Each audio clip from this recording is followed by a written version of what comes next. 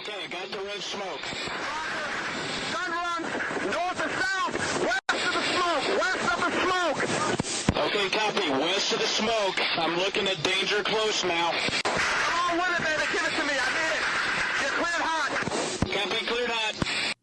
Wow, you just knew that. You didn't even have to hear my voice. You just sensed it, huh? One of us does this for a living. Clearly. Yeah. Where should we begin? Well, Do you remember where we met? Here's the funny thing. I don't know where to enter into this conversation because the volume of stories we have. I know. And then we had this massive gap Yeah. of 0 stories. But I don't remember the exact day, but I remember exactly where I met you because it was in August of 2010. Yeah, at the games. Was it at the games or after? Because I met you at the negotiating table. Oh, yeah. So yeah, it was yeah. after the games. Because I was going to ask. Yeah. No, so it was October. Would have been October. Nope. No? We were meeting in a hotel, and I know this because my mother died while I was sitting in a conference room with you guys. Oh, I remember that. August 26th. Okay. Yeah, thank you. Your dates are better. So, and for those listening, I'm not trying to say this is Chad's fault that happened. I'm just saying I kind of remember really good the right now. just I'm saying. like so trustworthy on my dates. Yeah. And yeah. No, yeah. it's tough to forget that one, but that was remember. in the sequence of the conversations leading up to the contract signing between Reebok and CrossFit, which is the context of where you and I met. Yeah. I don't know if I ever asked you guys this, because that's right. You had gone to the games before, because they're in July, right? Dude, this is a great story, actually. Okay. I really should tell you this. Well, I want to hear it because I never asked you guys, where did the interest, where did the idea come from? Because when I met you, I feel like you guys had gone as just spectators to a games and then were like, this is the way. And then I met you shortly, a month after that, basically, when the negotiation was going down. Yeah, that's right. Yes. So do tell. So we were struggling because we were stepping all over Adidas toes in soccer and football. You know, they originally bought Reebok because they were going to take over America. And to do that, you had Reebok. And at the time, Reebok was a huge sports brand in the States. However, the truth is the numbers weren't real. That's what I'm talking about. Yeah. So they bought Reebok, and the stories are endless. I'm sure somebody else will tell those stories about pushing some numbers to drive up the price. Was there ever any punitive measures taken? No, or is this just something that disappears in the pride. corporate world? Oh, my goodness. They couldn't do it because they would look foolish. So they bought Reebok, and it wasn't what they thought it was. But they were determined. They're like, we bought this thing, and we got to make this work. And so at the beginning, we were a sports company. Reebok was. We had all the leagues. What year was this? They bought Reebok, I think, in 2006. Okay. I joined January 2007. Okay. So fast forward then to 2010. At that time, Reebok is struggling, and Adidas is like, we need to be in sports in America. So they started investing big in football. They started signing college football teams, and we were in each other's grill all the time. And so, but they fall under the same P&L-ish, correct, right? but it was ugly because the industry knew they were the same company. Yeah. And we're just like, we're fighting with each other. Almost nobody on the street did, to include all of us when we actually sat down with you guys. Correct. But internally, it was a mess. Okay. It was a lot. There's a lot of stuff going on. And so they basically said to the current CEO at the time, Uli Becker, they're like, you guys got to find a new strategy. Like you've got to find a way to diversify so we're not stepping all over each other's toes. And, you know, they're big brother by a long shot. So they're like, we're going to be the sports brand. They wanted bat and ball, essentially? Yeah. And we had this history in fitness from the 80s. And Reebok ended up becoming the number one brand at one point. We passed Nike in the 90s, and the Pump. There was this but it started with fitness. And so the idea, we hired BCG, and the idea was like, let's get back to our roots in fitness. And at the time, fitness was starting to boom. CrossFit was this underground thing. And I got asked to be part of this. It's 2007. It was still on the upswing. I Oh, found it in 2005. Good morning, everybody. Today's episode is brought to you by Montana Knife Company. If you've listened to the show, you know who Josh Smith is. He's the founder of Montana Knife Company. the youngest master bladesmith in the history of bladesmiths. He, born and bred, raised in Montana. Montana Knife Company is just down the road in Frenchtown. They're getting ready to open their brand new facility in Missoula. And right now, they have something really cool going on. So I'm going to head over to the website. Check this out. The Ultimate Hunting Rig Truck. For those of you who are watching this, the truck that you see, I'm going to assume it comes without the elk rack on top, but everything else is going to come with this. What do you need to do to win this truck of a lifetime? Well, it looks like it's $100,000 in total prizes. One person is going to get to drive it home. They need your email address and your phone number. That's it. Do you have to buy anything? Absolutely not. So yeah, if you want to get the Ultimate Hunting Truck, which is sponsored by MKC, I suggest you go check this out. Let's see what else they have on their website. The normal knives. As I've said many times, at this point, we're talking holiday shopping, right? These are knives. Think of these as something that could fit in a stocking stuffer. Wrap them up as a gift underneath the tree, whatever it is. Ooh, we got some cleavers getting ready to come out on the 6th, which will be 3 days after this episode releases. Apparel, look at this stuff. Beanies, also known as toques in Canada. I don't even know what this thing is called. A trapper hat, probably the same thing. But yeah, not only do they make great knives, but Brandon over there is just slaying it when it comes to their retail offerings as well. MontanaKnifeCompany.com. Go sign yourself up for the truck. Go sign up everybody you know without telling them for the truck. I don't know if that's legal, so maybe don't do that, but definitely sign yourself up. MontanaKnifeCompany.com. If you do end up getting something there, in the checkout portal, they'll ask how you heard about them. Do me a favor and just say Clear Hut or Andy Stum for both. All right, cool. Back to the show. Yeah. And I remember, it was like, I remember the seminars. Hey guys, see you next quarter. oh my gosh. And then it was see you next month, see you next weekend. Yeah. There's no more days on the calendar. Yeah, I remember this. Yeah, that's when I found it though. Yeah. So that's right. So that was early. You were way earlier because we weren't looking at CrossFit in 2007. It wasn't until 2010. 2010 is when we decided like there was enough from 06 to 10. Yeah. There was like, okay, Reebok's got to find a new path. And so I got asked to be part of a task force team to go explore the fitness space. I was doing lacrosse and like cleated footwear, like managing the NFL players and all that stuff. And I got asked to be part of this like side task force team. And we were looking at Bosu Ball, TRX. Hell yeah. And we were doing... Founded by a SEAL, no big deal. Yeah. And we were... nothing about it other than that. Yeah. Well, it was actually pretty cool. But like all of these were basically products. And we were looking to acquire one of them. So we were doing all this due diligence. It was really interesting for me. I'd never done anything like it. But there was this murmur constantly of this CrossFit thing, this underground CrossFit thing. And Matt O'Toole was talking about it a lot. And he started doing it at CrossFit New England. And he started saying, basically the word on our street was, if we could ever get in bed with CrossFit, like we will do it. But it's impossible because these guys don't talk to anybody. He's not interested in any brands. He he did a little deal with Under Armour for the games. Adidas had been trying to talk to him, but it was like no go.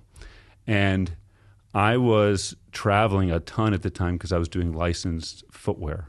And I was at the MLB All-Star game, and I hadn't been home in like, I don't know, a long time. Marriage was not great because of that. And I mean, not like really bad, but Gail was like, what the heck's going on? We were just having kids. Relationships work better when you're like kind of with each other. Yeah, when you're there. I've also experienced this. Yeah, okay. So you know, yeah. So it wasn't great. And I got a phone call from Chris Froyo, who's like, hey, dude, we can't get to the games. There's this thing called CrossFit. And I'm like, I know about it.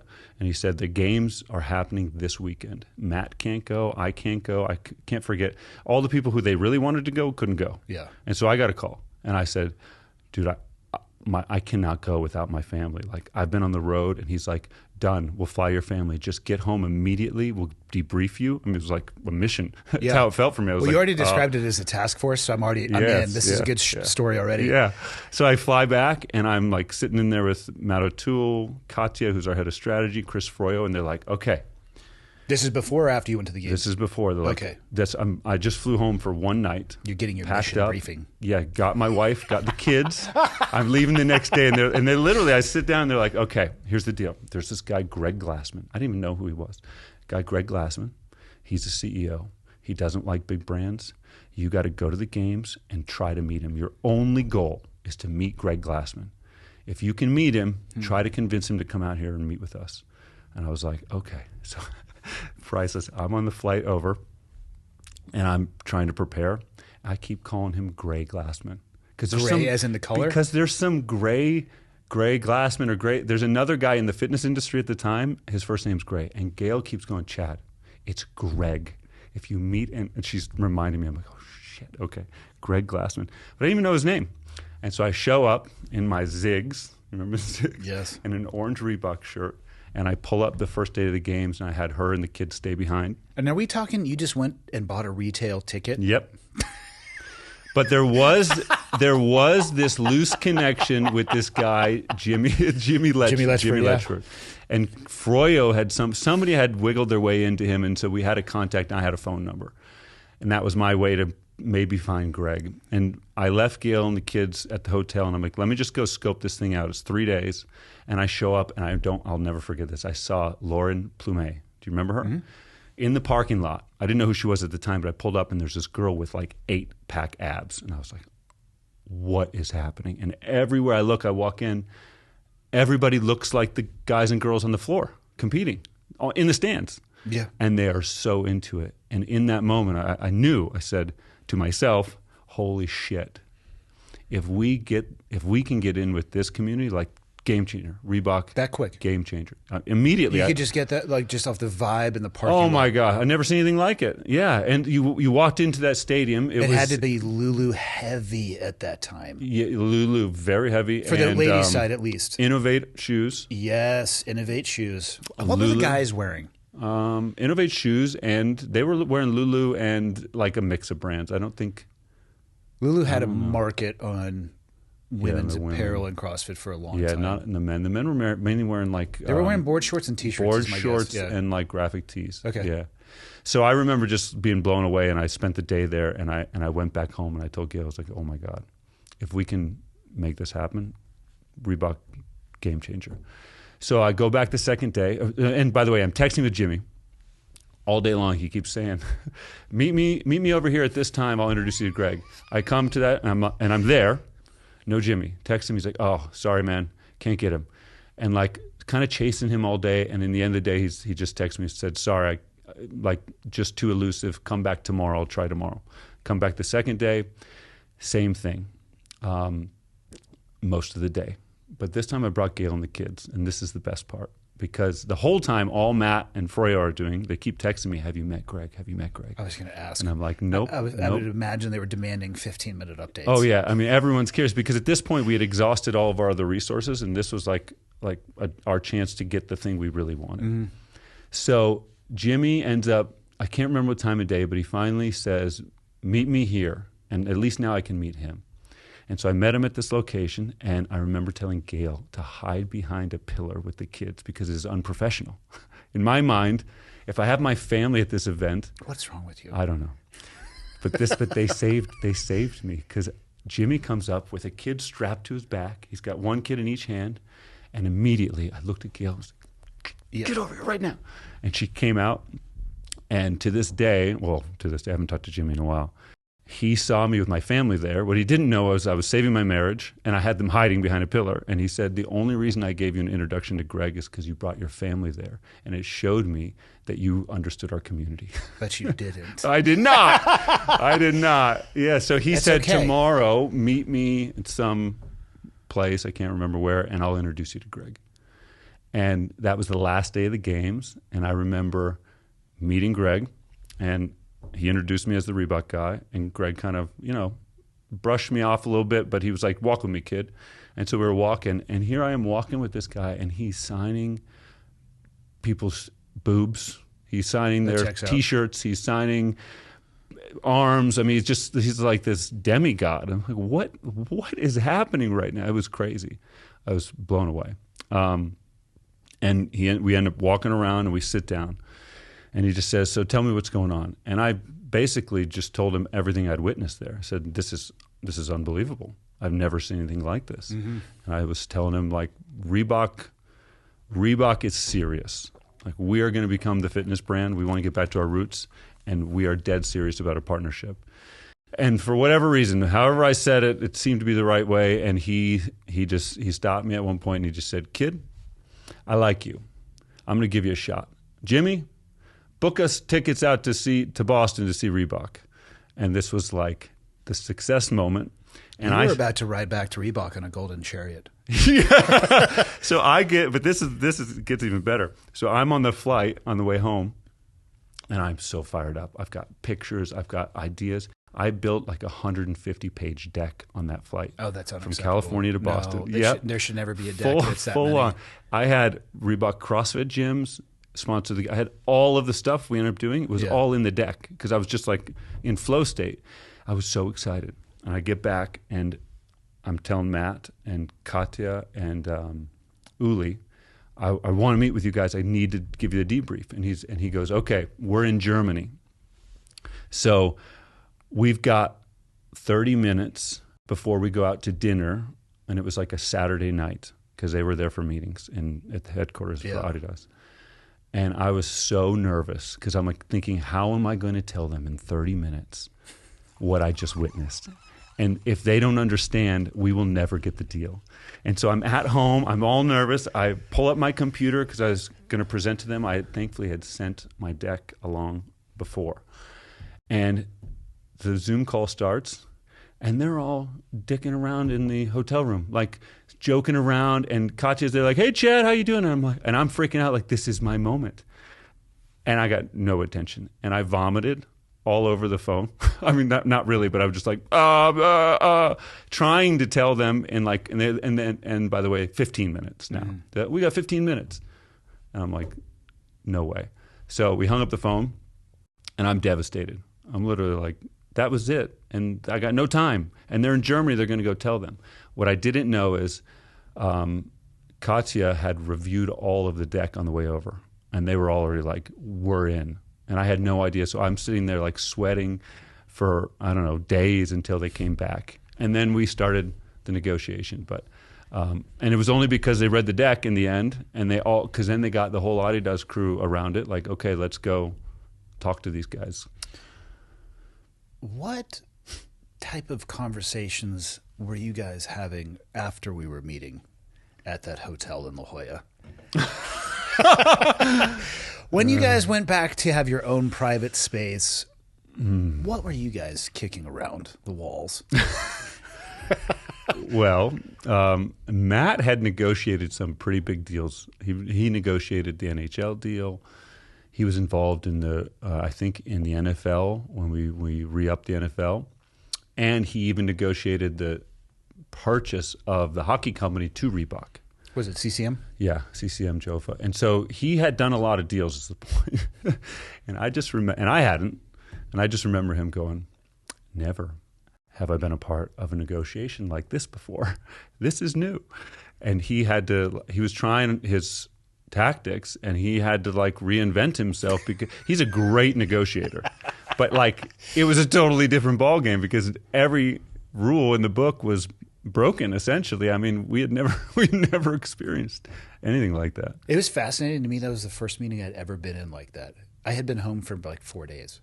Oh yeah, you had just been on tour, right? I had been 10 months in Afghanistan. Yeah. Well, you were in the games. I was off in Afghanistan. I got back in August 10th, hopped right into some of those meetings.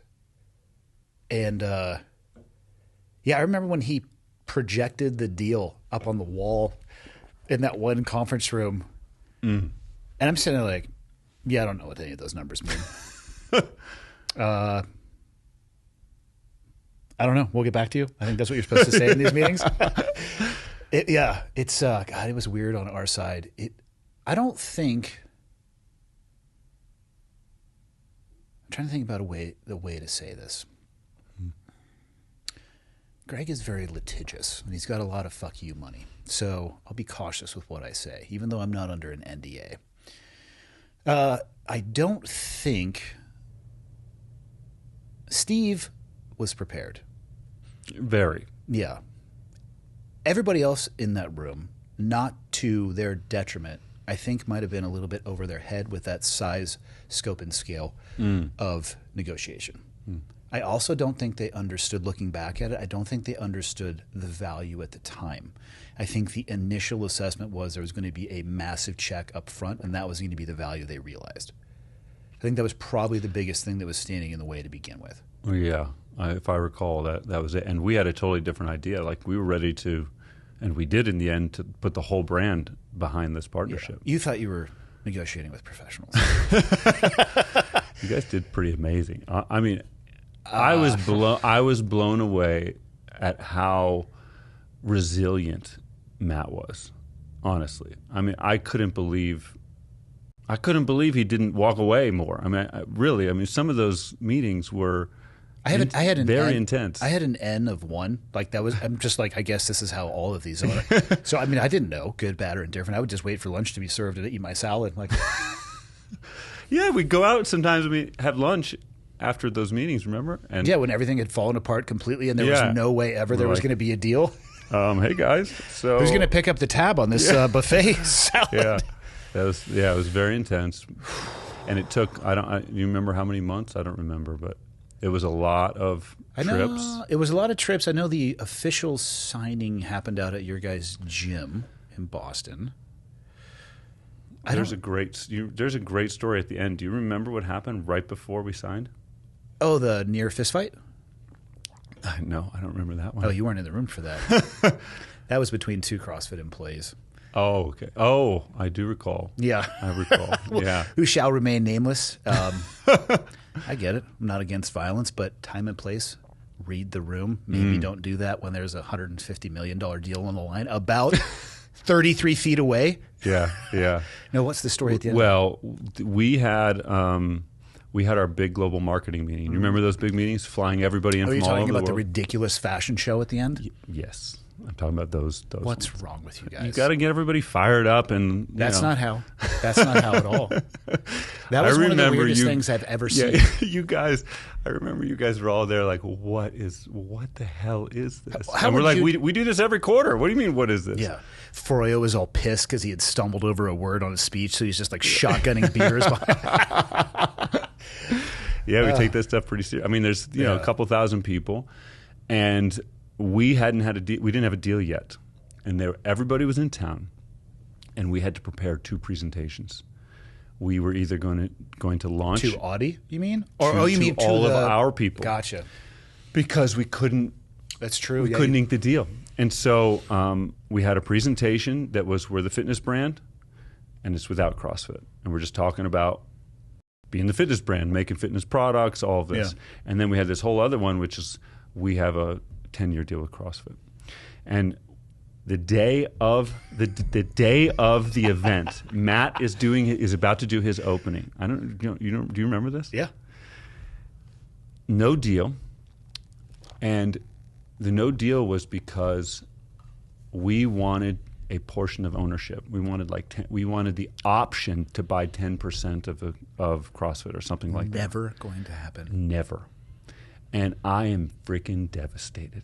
I go to the legal offices at our headquarters, and I'm sitting there just moping on the couch because I'm like, months. I remember being at the games, and we were so close. This was something that came in at the end, and it was just like an absolute no-go. And at the time, I think Matt was just like, I think he was up against adidas board people who wanted to know there was more.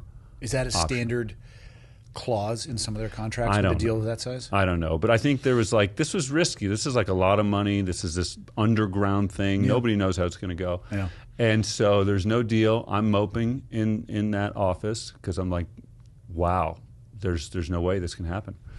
And the head of all of legal, who lived in Amsterdam at the time, was a friend of mine because he was a former lacrosse player.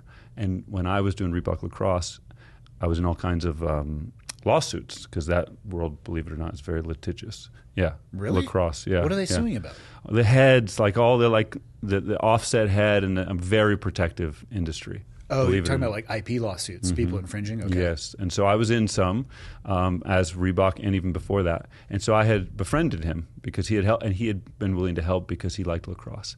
He just comes walking in the room and he goes, "Hey, Chad, how's the CrossFit deal coming along?" Matt's going on in less than an hour.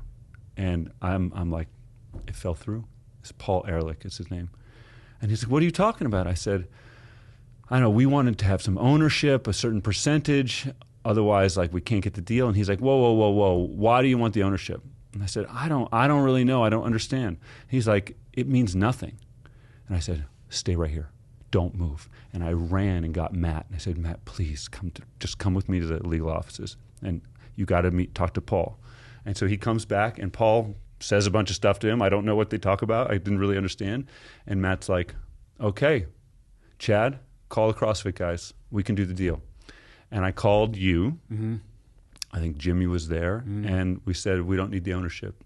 And you guys said, green light. We were faxing the papers over. That was the original one we signed. Mm-hmm. The official signing was that day. And then like the, press signing was in the box. Yep. Because Matt, I ran up then, and he was on stage already and had the 2 presentations ready. And I had to give him a thumbs up like, we got the deal.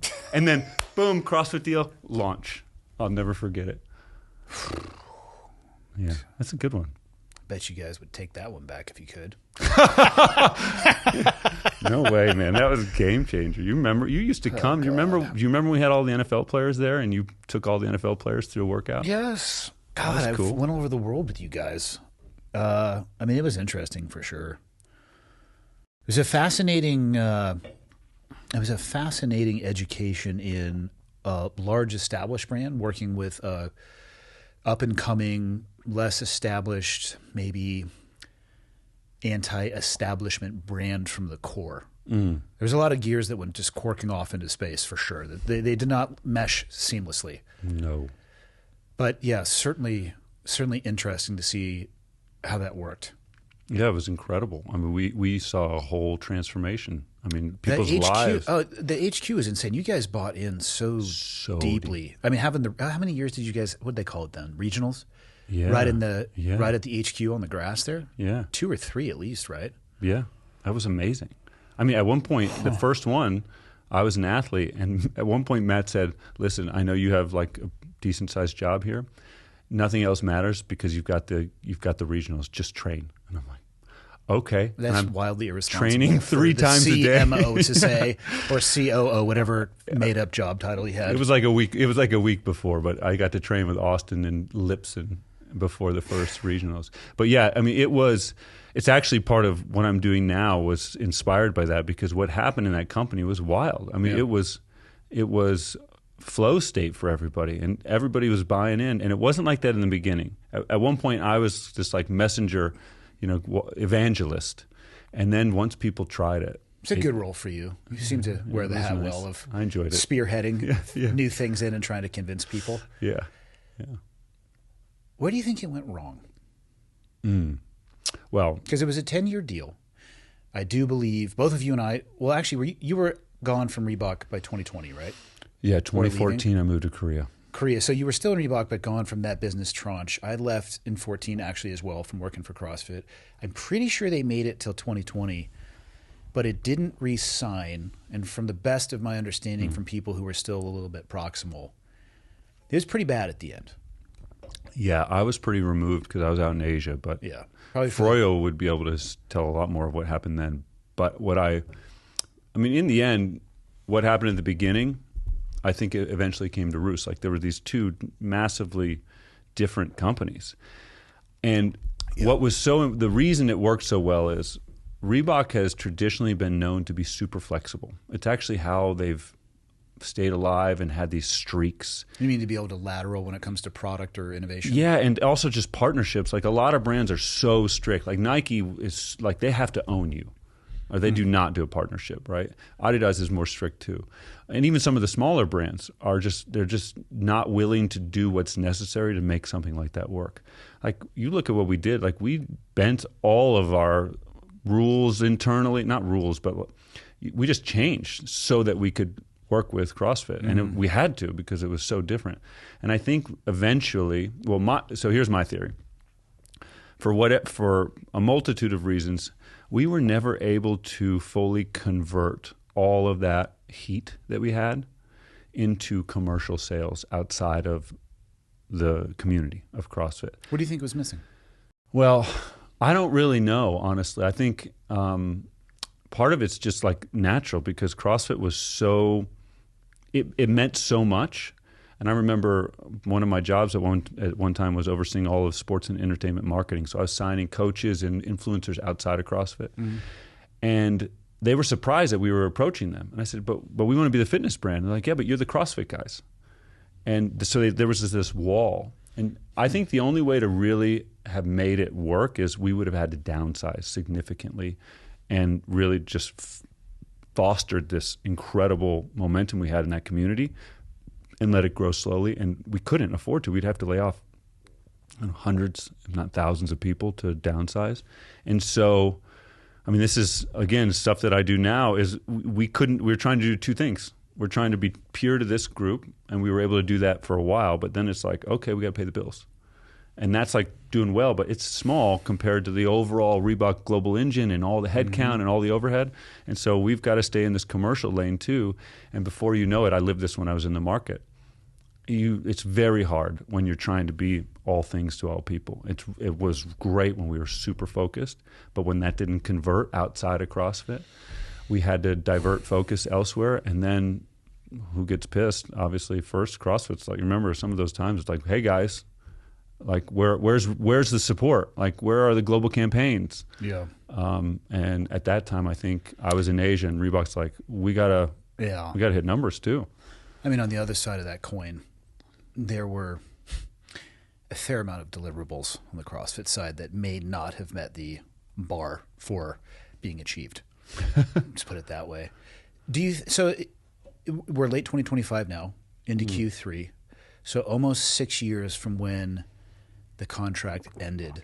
What do you think, looking back, the overall impact was of that 10-year relationship? Do you think it net positive? Do you think it actually... Very. Okay. It lived beyond the actual contract cycle itself, you think? Yeah, I mean, I look at things as impact on human lives.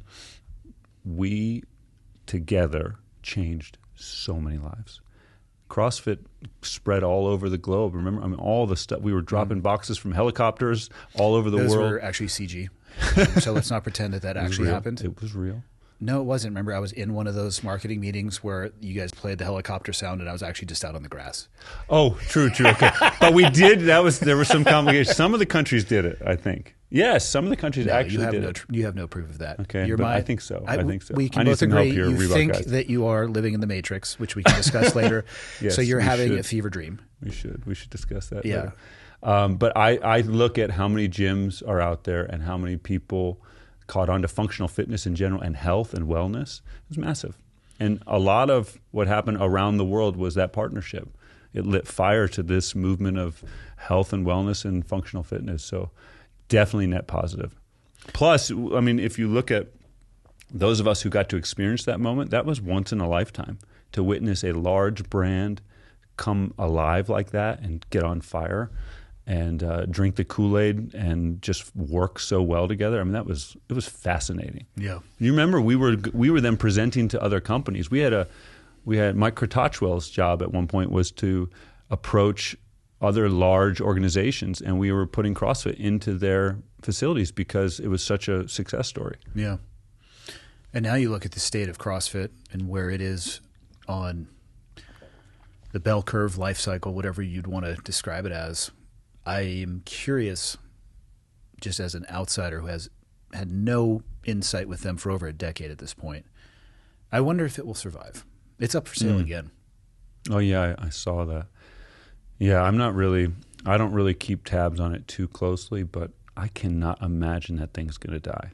There's still way too many people. I don't think the training methodology will ever die, but I have often wondered what is left in the value of the name. Because the intellectual property actually owned by CrossFit, at least when I was there, it was some word marks. Yeah. I mean, you probably could try to trademark a burpee, but good luck with that. You know what I mean? They were using movements that had pre-existed the branding name CrossFit. Yeah. You're not gonna trademark a couplet or a triplet or a combination of numbers. No. And I think at this point, so many people understand the value of functional fitness and training, but there are also so many different portals with which they can receive it.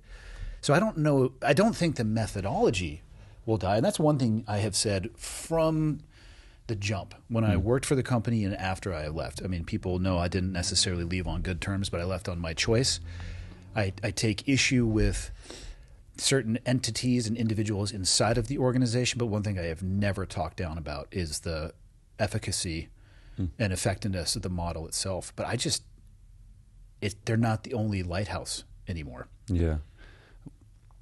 Things happen in cycles. If you look around us, there's constantly... Like with numbers? Like numbers. Yeah. Like world powers. Like many things. Planets. And not in the U.S. We last forever. Yeah, right. We're still on the we'll upswing, see. Buddy. Just climbing the ladder. Talk to me in doing great. 5 more years. We need to make it through 5 months first. Okay. Yeah, okay. True. Yeah, you know more about that than me. I just would never write anybody off. The number of brands that I've seen be claimed dead that have come back alive in a way that you could have never imagined are endless. And I still think there's so much brand equity there still, even though it's part of the thing is there's so many. People like when there's a horse they can bet on or ride, and CrossFit could be that. Typically, I mean, I haven't done this research, but somebody could do this research and you'll see there's a cycle that happens with good brands. Reebok's been a part of them. It's probably 10-year cycles, something like that, 10-year cycles. Maybe it needs 2 cycles, so I wouldn't write it off. I don't, and I'm not trying to, I don't want it to be written off. I'm just curious, looking at that environment and landscape, there's a lot of, I don't want to say CrossFit-esque, but honestly, that's a really accurate term. You know, they're adding a small piece here or taking a small, like subtraction and moving stuff in, which honestly, I like, even when working for CrossFit, and people would say to me, hey, I do Spartan race. Awesome, man. As long as you don't have orange stained fingers from eating Cheetos on your couch, I don't care what you do. Like, whatever gets your rocks off, go for it. Yeah. You know? Yeah, I don't know. Well, you know, some people are Froning. If you see Mayhem, they are like killing it, right? And he's now become. I am curious though. His members, do they associate more with him or CrossFit? Do they even know the lineage there? Well, or the provenance, if they will, if we're talking about art. That's the largest word I know, by the way. Yeah, you got me beat. Believe it I or learned not. it by watching a documentary on an art theft. Leah, oh my God. If she leaves me home alone, I'm going to be watching a crime documentary when she gets home, and she's just like, what are you watching? I'm like, have you ever heard of this 1970s art theft in New York? How have I not known about this? And I'm like, I'm learning about the provenance of this painting. She's like, what are you talking about? Well, I just learned that word 5 minutes ago, so now I'm trying to use it. It's the lineage of art. It's how you determine its value. How do you not know this? And she's just like, what is wrong with you? I love that. Dude, I love documentaries. Yeah, you can learn a lot. Well, I've been seeing some stuff on social media, and I saw, I think Rory, Rich, Austin's Rory now, still works for him, yeah? Yeah, Austin Malioli went over there, and they were talking about CrossFit. I think they just held like an affiliate summit. Cool. And I don't know, there seems to be a lot of life there. Mm-hmm. I work with a guy, Max Ma in China, who's got the largest CrossFit business and functional business in China. It's called Project One, and he's thriving and growing. So, are they paying their affiliate dues? They're paying their affiliate dues. Yeah. To who? The CCP? Yeah. Both. I feel like that money's not CCP making it across the Pacific. CFHQ. It is. But so you have these areas that it's like still thriving, and I don't know. Mayhem seems to be doing something pretty interesting. When you have somebody like Rich, he can make it work. Yeah. I think absent. I can't say that absolutely. I would say absent a charismatic person like him, who also has the ability to bankroll the facility as well, it would be tougher. Yeah, I think. Agree. But possible. I agree. Yeah. And then you went over to Asia. You left. You bailed on us. Actually, I left at the same time. We both said, oh, here's an ejection seat. What if you pull this handle? What happens here? Yeah, not so bad. I am so grateful for the experiences that I got while working for that company and could not be happier that I left. That was actually the last time. Yeah, that was the last time I was ever a W-2 employee. It's been 1099 since then. Yeah. And for a little bit, when I was teaching, like we were at dinner last night, I was teaching the skydiving instruction to the Air Force. I was working for a company at that point under a 1099, and that lasted for a year or two. But other than that, that was kind of me in the woods with a really tiny flashlight, trying to figure out my way to the other side, which is scary. Yeah, I'm in it now, and your story is super inspiring. It shouldn't be. I obviously haven't told you enough about the failures. I'm still in the woods. The flashlight's a little bigger, maybe. I have like a mag light now instead of one of those little pen lights that put you on a keychain. Yeah. But I couldn't go back to working for somebody. No, and I remember, we wanted to hire you. You remember that? Who wouldn't? Obviously. Obviously. Stellar I mean, you were. I didn't know what the hell I was doing. Dude, everybody at Reebok loved you. I mean, Matt was like, all the time, how do we get Andy Stump? How do we get Andy Stump? Greg would have killed him. Yeah, trust me, I know. But I couldn't see you. I remember thinking, there's no way he can work in here. This would kill him. Like, I would have gotten bored real fast. Yeah, and the bureaucracy and all the stuff that goes on. And you dealt with some of the military, I'm sure. But you have no idea how much bureaucracy we dealt with. Yeah. People think that special operations, you're just on a treadmill all the time at a 10, just cruising. Dude. Not at all. Lose a piece of night vision. You want to learn about bureaucracy and paperwork? Oh, boy. Oh, yeah. I remember you talking about how the equipment and all that. Yeah. And mission approval, multiple layers, it's just like, it's mission planning. The planning cycle at a conventional SEAL team is 72 hours for an objective that'll take like 2. Wow. Yeah. I've yet to see ever in a special operations movie a 72-hour segment where they're looking at PowerPoint arguing about font, which I've gotten into a fist fight over font on a slide. In the military? Yeah. Really? Yeah. This asshole told me we were going to use Times New Roman. And it's clearly Helvetica. We went outside. You're joking. No. You're joking. No. Helvetica. How early I was reading your book, and you've got some great stories, by the way, in there. How far into it are you? I'm like 30 pages. So the same amount as you were yesterday? Thanks a lot for just putting in the effort. Yeah, I didn't. Sorry. I did some other work this morning. I'm totally joking. For real? How far into your career were you when you did that? Tail end. No. Yeah. You've known me long enough to know how I am. Yeah, you could be stubborn. No, I was right. And what happened? Did you win? Was it Helvetica? Helvetica. Yeah. Was you actually fist fight? We shoved each other around a little bit. And you were literally saying, Times New Roman, it's Helvetica.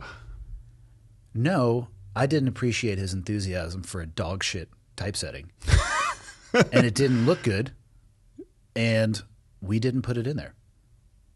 So you'd fit great at corporate. No, I wouldn't at all. Because the amount of hours we'd spend. TPS, I'd be like the Office. I'd be like, get away from my stapler. Yeah, actually, you wouldn't fit great. You'd be in so many fights.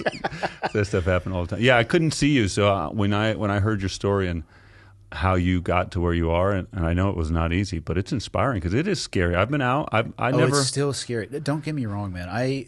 People, and I say this so often on the show, people think, maybe from the outside it appears as if I have this roadmap for I'm going to do this, and then once that's successful, these opportunities will present themselves. No. Yeah. Even no, everything I did. So when I was working for CrossFit, I started off teaching on the seminar staff only for military seminars. The first thing I ever did and got paid for from CrossFit was a military seminar up at a military base in Edmonton, because it was still tiny. There weren't that many. No, it wasn't tiny. The seminar demand was not what it grew to. Where it was every weekend, multiple a weekend, and then, all over the world. Yeah, and eventually, they made, to the best of my knowledge, I am the first person outside of Dave and Nicole that they authorized to take a team, a flow master, and go teach. So then we were able to do 2. But it started on the military side, then teaching on the civilian side. Went on that deployment in 2010, came back, switched over to the business stuff, charitable initiative stuff, managing all the licensing and sponsorship, being Greg's pilot. It was wild.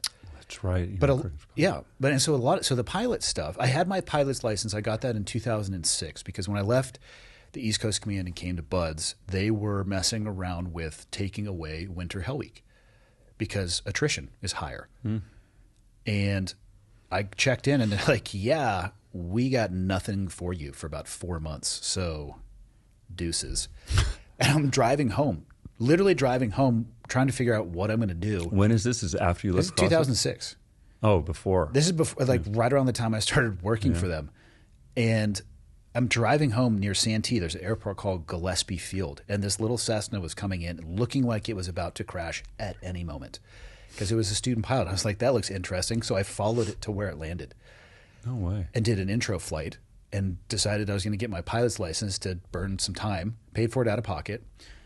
And years later, back in 2010 or 2011, when I was working with you guys, Greg called me because he had a house in Watsonville, Prescott, and San Diego. And he was tired of driving because it's about an 8-hour triangle on any one of those legs.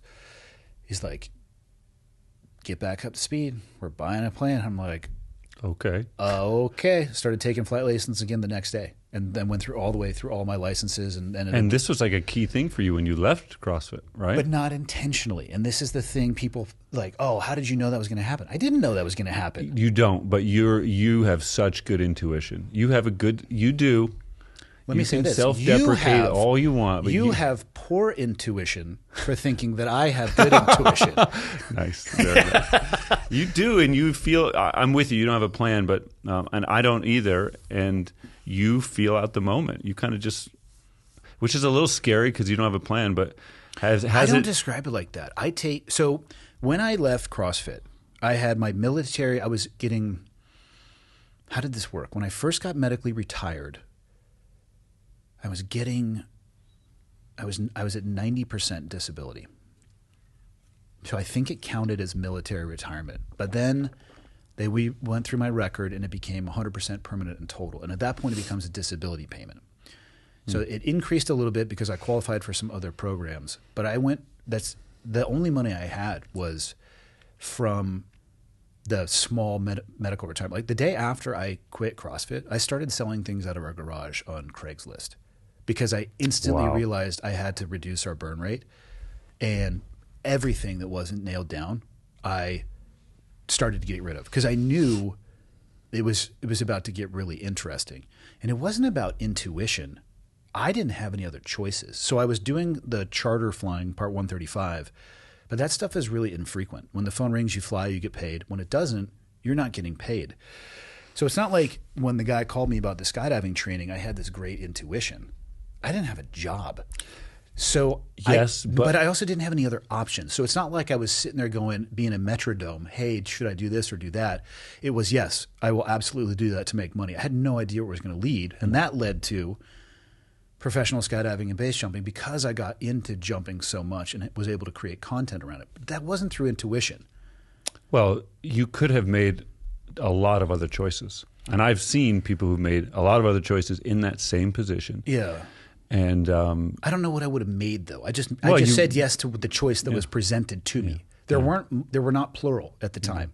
It wasn't, hey, teach the Air Force or go do this. That's the only phone call I got. Yeah, yeah. So well, I still claim what I claim because this is why you're good at this too. You can this read, is also accidental. You can read, yes, I know, but you're good at it because you can read people well. I've also been doing it for 8 years. Make good decisions, even though in your book, your opening of your book, you didn't make such a great decision. Who does when they're 20? Yeah, yeah. I did not. No, I didn't either. Definitely not. And actually, if I could go back and choose whether or not that happened to me or not, I would leave that in my life because of the impact that it had. Yeah. Because if I had removed it, I probably would have learned that lesson later in life, but who knows how many mistakes I would have made along the way. Amen. Amen. It's tough when it comes to parenting. You know this as somebody who has far too many kids. You are out of your mind for having 5 children. It's nuts. Also, why not just go 6? Like half does. I thought 4 was like going to kill us. And what's the difference? 5 or 6? She wanted to, and I didn't want to do it. I was like terrified. And there's no way. Both of us were like, okay, that's it. You just know.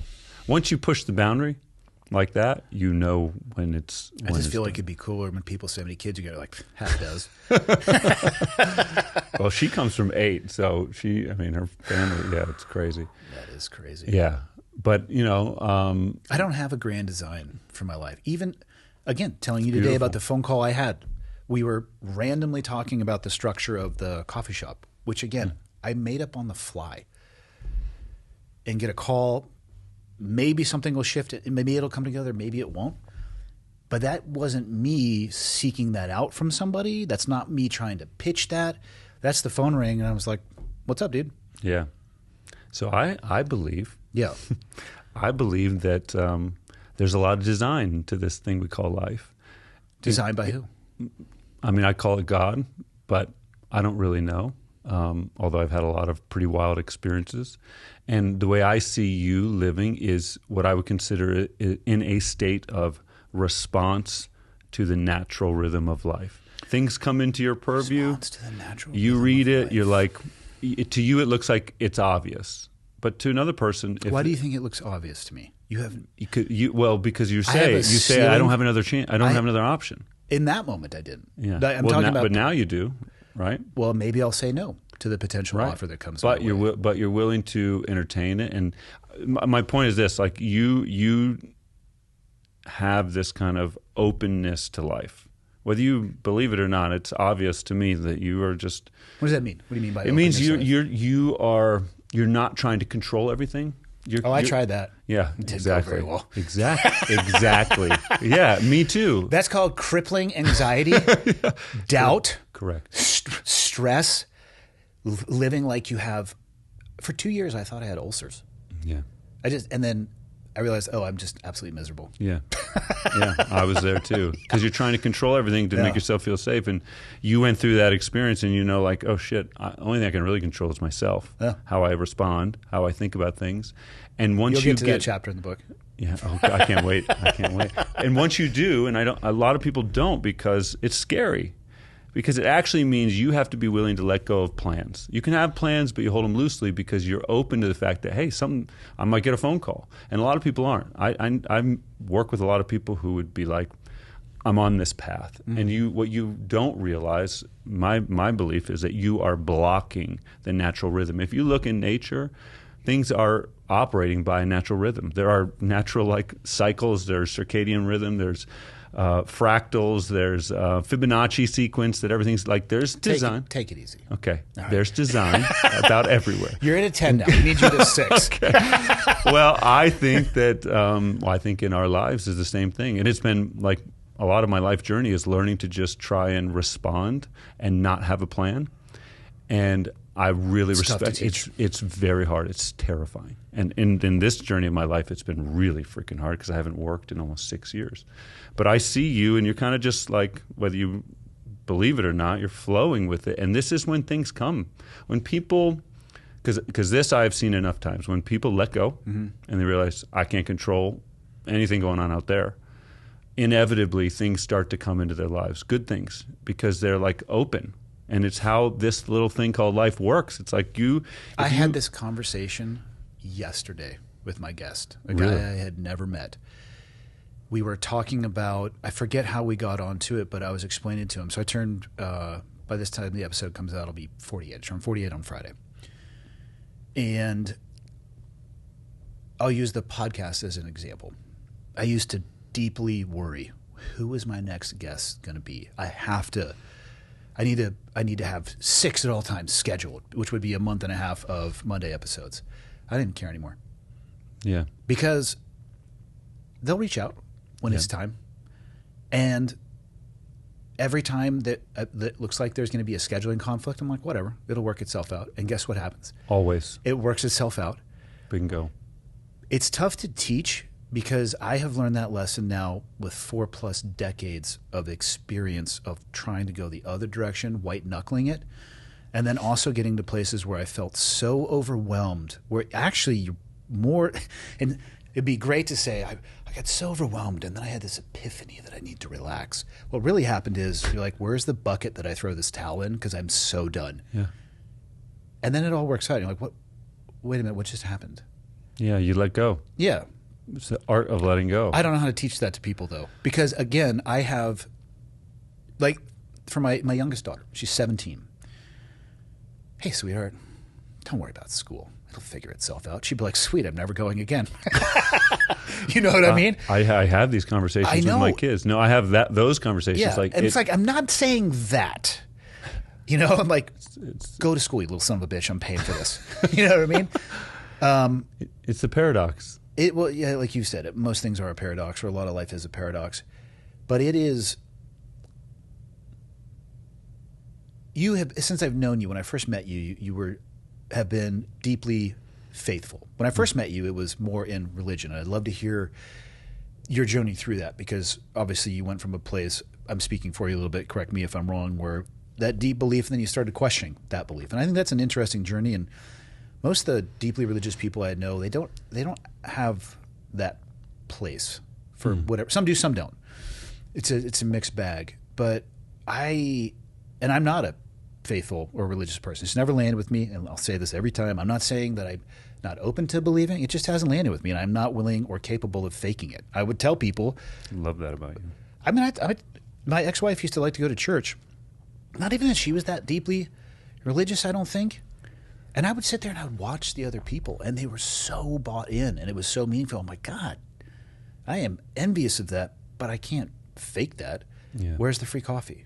You know, like out in the hallway. And I would go get it. I would come back, and I would literally spend more time people watching and wonder, what does that feel like? And people would say, well, you just have to believe. I'm like, yeah, okay. I mean, I can say that to myself in the mirror, but I don't feel that. So what's this actual exercise? I'm trying to talk myself into it, because I am talking to myself in the mirror here, and I'm not very effective at convincing myself of that stuff. Yeah. But the letting go thing, it's not that you, because it's not completely letting go. I would describe it as just relaxing your grip. Yeah. I don't know how to teach that. Well, I love that, man. I do this with my kids, and I can't claim it's successful, but what I try to do is I try to study a lot about the universe, like how it actually works. And I can't claim I know everything, but nobody can. And the more you study, you're going to realize we know almost nothing about this speck that we are on. Correct, which is fascinating.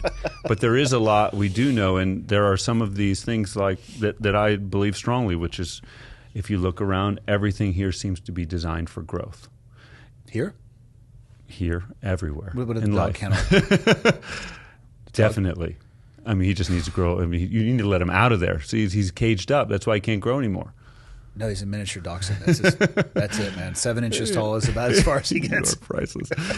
I think everything's wired for growth. If you look at creation, death and rebirth, it's everywhere.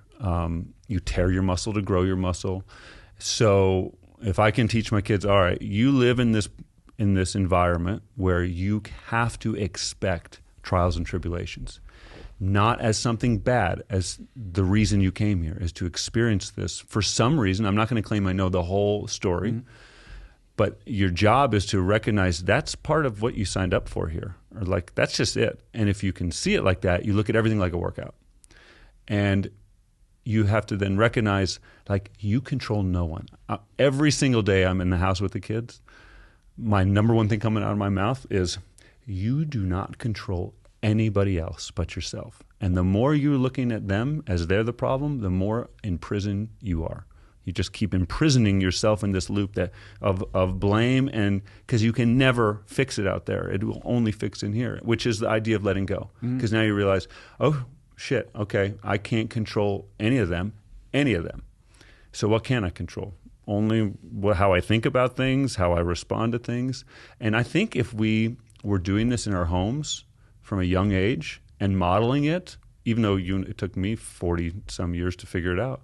And the kids will say that. Judah will be like, you didn't learn this until you're 40. What makes you, I'm 12. And I'm like, I get it, but I know it now. And no one had this conversation with me. So you can get it at 20. I'm not saying you got to get it now, but if you can learn, and they have breakthroughs. They'll come back and be like, I did it. Like somebody said something to me and I was so frustrated, and then I remembered that's their thing. Like I don't want any of my kids to be able to be rocked by anything outside of them, right? I mean, I don't know where you're at, but Do you ever use the tug of war analogy with your kids? I don't know. It's a great way to get this point across. Sometimes the best thing to do is just let go of the rope. Yeah. Look what happens to the other person. Yeah. It's holding on is optional. Yeah. The battle is optional. Yes. Amen. Sometimes you just have to let go of the rope. Yeah. Yeah. And to your point on your kids, like getting it, I don't know. I mean, it's hard when you're in it, but I think with enough reps and you're like saying it again and again and teaching them about how things work. That's what they're missing is the reps. Yeah. It's the experience. Yeah.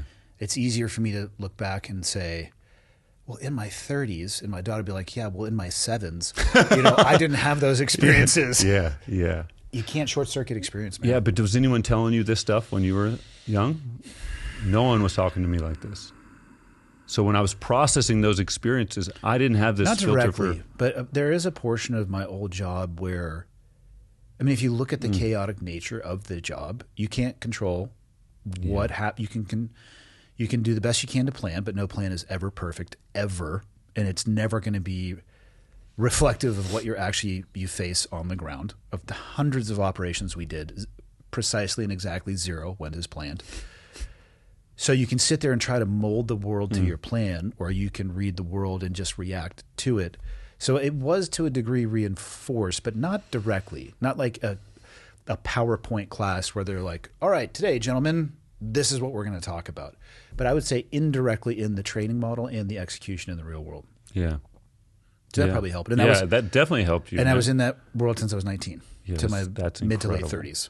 Yeah. So That's incredible. Yeah. portions of it were incredible. Portions of it sucked a massive dong. Sure. But it gave you discipline and a bunch of stuff that you probably really needed. Yeah, but you know what else can give you all that stuff without military service? Organized sports, man. Yeah. You can learn every lesson that you learned in the military from organized sports. Amen. Oh, that's good to hear. That was my path. Yeah. Yeah. If you think about it, teamwork, communication, mutual support, after action, what went well, what didn't, practice, owning up to your mistakes where you felt like it's all there. Yeah. Now, I will admit the consequences are slightly less, but they're all there. Yeah. So you can at least get the flavor of it. Yeah. Well, what has driven me a little bit nutty over the years is all this parenting and all this talk about like how we should live. I've been obsessed for as long as I can remember with the question of why. It's my favorite question. Why am I here? Because if I believe that if my kids have a good enough why, like not just why they're like what's their why to live, but why we believe we actually are even existing in the first place, it can reorientate you so quickly. What's your why? My personal why? I mean, right now I'm doing it, but I believe that we are all here, including me, obviously, to learn how to love and to be loved. And my unique way to do that is to coach and guide based on my experience for the last 40 years. So you know me in these systems. Believe I've uncovered some... First person ever to find them. First, I have discovered...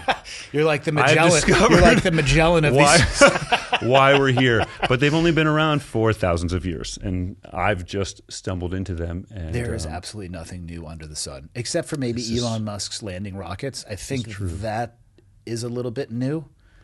Yeah, I feel like most of the stuff, especially theoretical and obviously physics, we're just rediscovering stuff. Or finally evolving technology to the point where what once was theoretical is on the cusp of being practical.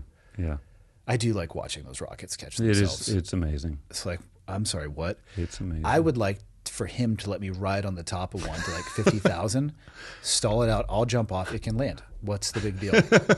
What would happen to you, by the way, if you're on the tip of those? Oh, man, that would... Would it burn you up going that fast? It probably would kill me from the G's, but I don't think so. No, I don't think so, because you would actually be ascending into thinner air. It's when you are coming back through the atmosphere as it's getting thicker that it heats up. But if they like strapped you to the side of that No, thing, I want to be able... No, what? What's on the side? I'm on a lawn chair on the top. There's the image of you strapped. It's priceless. No, in my head, it's a normal Walmart lawn chair with just a cargo strap across the bottom. And I'm sitting there with my parachute on, and I want it to apex at 50 grand, and I'm like, whee! But they'd have to stabilize your head, right? So you have to be laying back. Somebody But they're smart. in there, and they're okay. So technically, you could be, or all that friction would mess you up. Listen, some questions don't have answers, okay? Well, you should go. You should.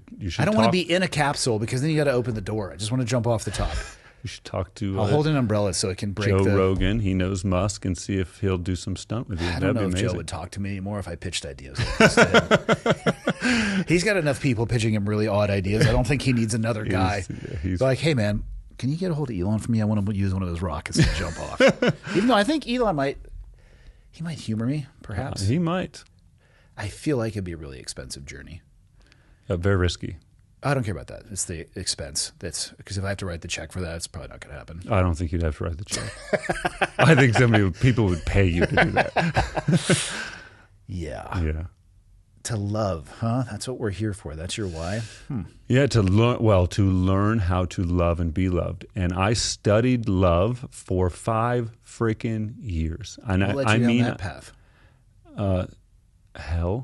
Trials. What led me down that path was I was suffering, and I was deep in my faith, and I had uncovered at one point this idea of love, and I realized I don't even know what that means. I thought I knew what that meant, but I realized I don't think I understand love, and I was blown away. How did you research it? Like, what's the volume? Well, of work on I did by my own experience. Number one, a lot of contemplation, the Bible, and I literally would go online and like just read stories about love and read definitions of love, and then I went through a process of testing it like methodically to understand. Like A/B testing love?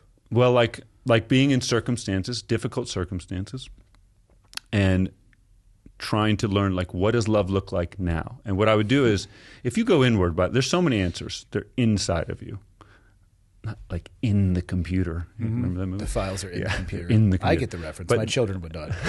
So I would take an action, I'd get a result, and I would go contemplate it for a couple of hours, sometimes a couple of days, and wait until I got clarity.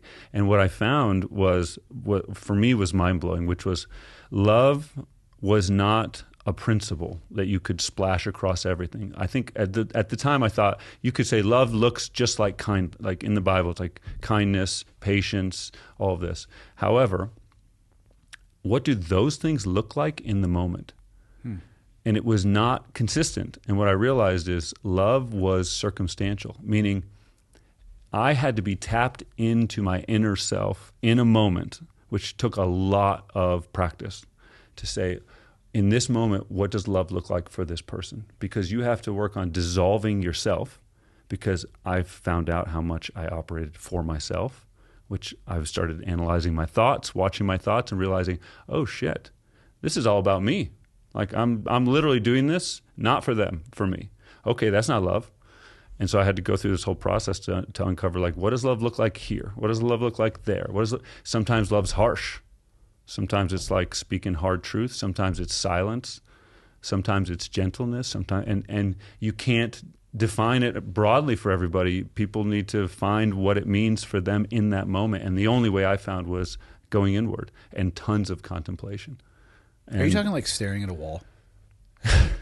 No, I'm talking like on my hands and knees in prayer, or just literally like in contemplation, sitting in silence. And for me, I'm very visual, so I will literally go inward, and I go to this like black void space in me is the best way I can describe it. People who meditate understand this. Do you have a special outfit for this? Sometimes, but I don't want to divulge what that is. I mean, are you like in a polar bear mink coat with like earmuffs on and an eye thing? What is going on? I got pretty good, so I don't need that anymore. That's how I started. Okay. But you know, you're basically, the way I was looking at it was there's a certain way, there's a certain result I want out of my behavior for the other person, and a certain way I want to feel. And I'm not getting it. Like all the signals are telling me like something's not right, because I was having trouble when I left Reebok.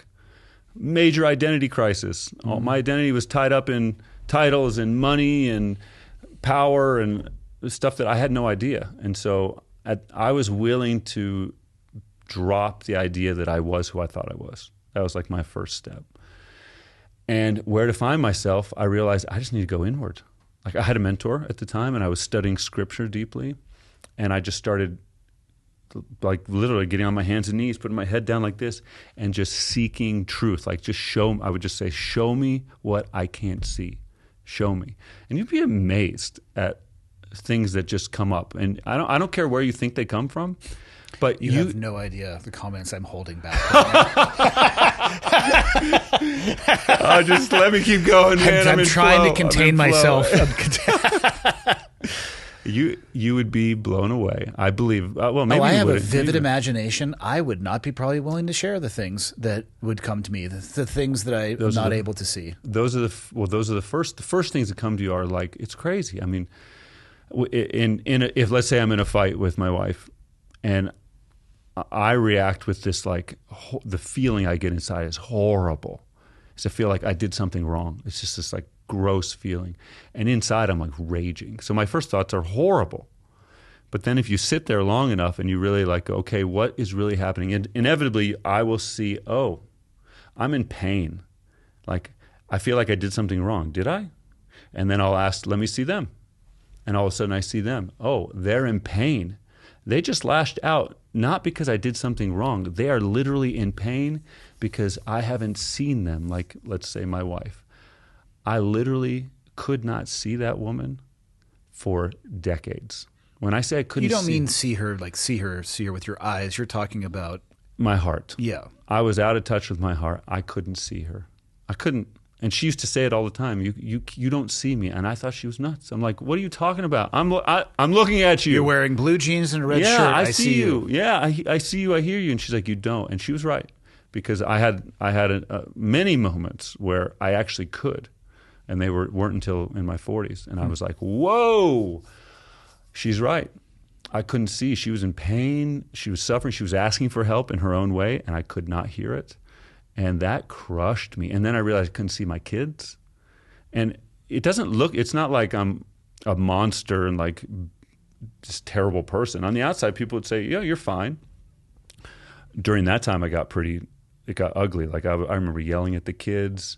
I remember punching the wall because... Really? Yeah. That is not anything I would have as a parent of 3 children, I can understand the frustration that comes with that. I am not advocating that you should ever yell at your kids. I've lost my temper before. I always followed up with apologizing and explaining how wrong I was in that behavior. Which is huge. Punching the walls is not one I would have seen you doing. Yeah, we got real dark from 2021 to 2020, the end of 24. And it wasn't that I was mad at them. I hated myself. This is why I originally reached out to you. We had talked years ago, but it was brief. And then I saw you posting... I think I might have seen it on Facebook, because you probably auto-post from Instagram to Facebook. And you were talking about how deep and dark of a place you got. And that's why I instantly reached out, because I'm so tired of people talking about how awesome everything is. Yeah. It paints this tapestry of success when it's often not there. And it makes people quite like, why isn't that happening to me? Yeah. Why don't I feel that way? Yeah. Why don't I have that success? And the reality is we're all an absolute dumpster fire. And anything you see on social media is completely optional. It's curated at best. It's like, oh, I didn't know that the camera was on when I was talking about my success. I'm like, it's in your hand. What are you talking about? Yeah. Yeah, my daughter, we were looking at pictures from, they were at an event last weekend, and my oldest, Audrey, she literally was looking at it. She goes, it's so funny, Dad. These pictures are amazing. That's not at all what it was like there. It wasn't bad. She's just like, this is not an accurate reflection of that event. I told you this last night at dinner. I know some people that say they were at dinner. Like we were at last night. We went and got sushi. Best sushi place in Montana. Amazing. Montana's known for its fresh seafood. It's not a big deal. Andy orders surf and turf sushi, which is not sushi, but I tried it and it was good. It's sushi enough. We really scrambled the waitress's eggs when we were asking her if the oysters were from Flathead Bay, which is not a real thing, by the way. That was Yeah, priceless. I took that as an emotional victory, but I've been there and watched, like the camera, they arrange the plates. The camera comes out. And you'll literally just, the person is talking themselves into the headspace they want to portray because they were miserable right before it went off.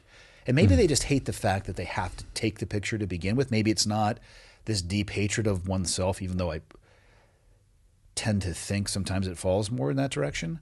But they'll sit,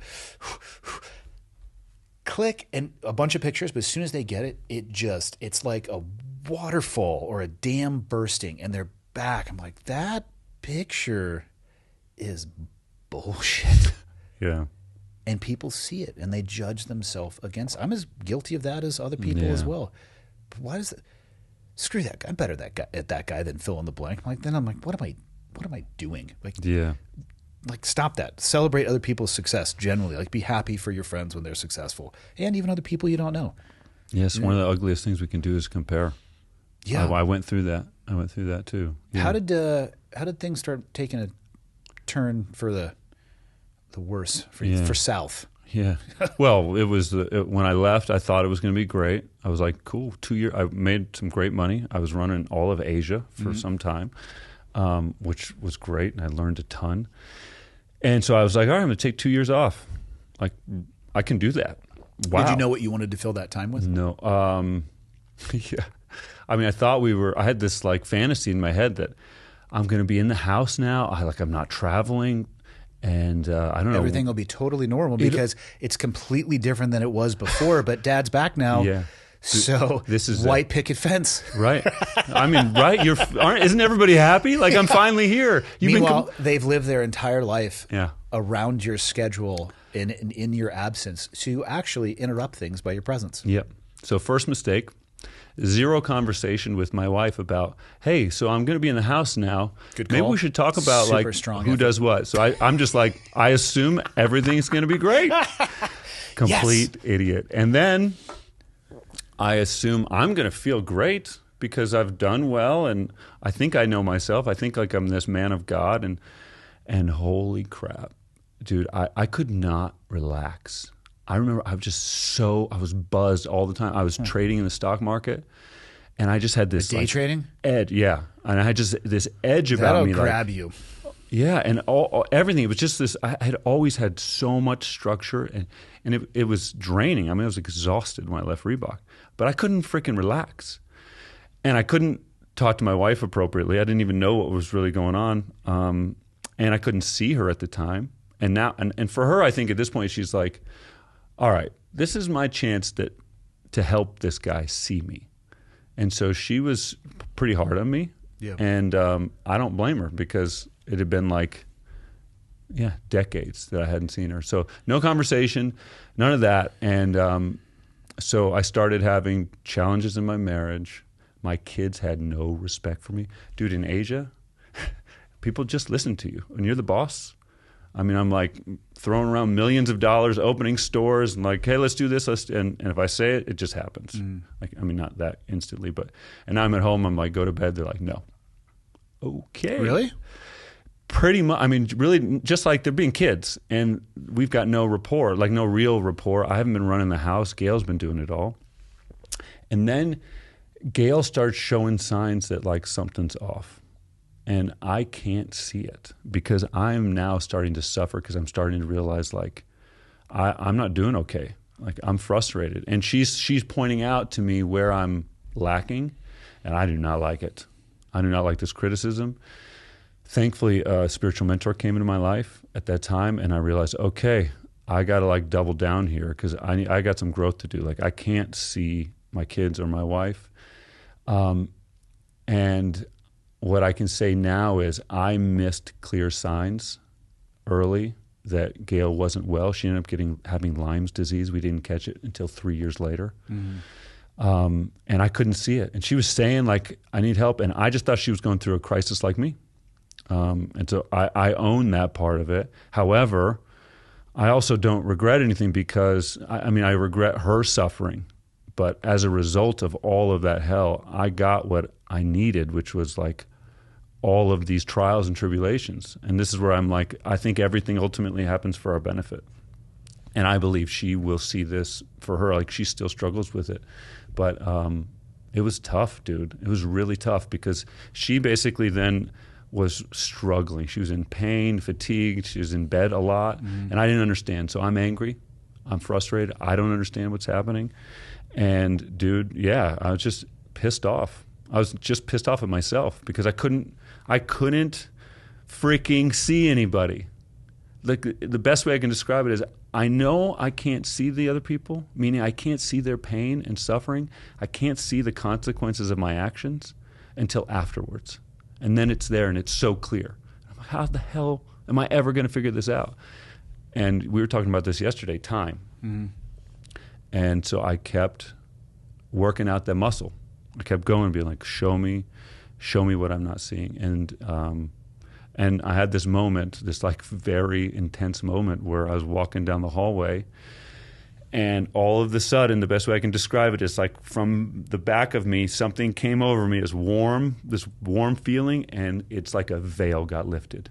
And for the first time in my life, I could see Gail, and I could see my kids. She was actually doing homework with Audrey in the office, and I just started bawling my eyes out, dude. It was so crazy. I was like, oh my gosh, this is what it means to see. I saw this incredible love between a mother and her daughter. I saw the pain that Gail had been trying to tell me she was in. I saw my daughter's pain. I saw all the kids. I saw how they saw me.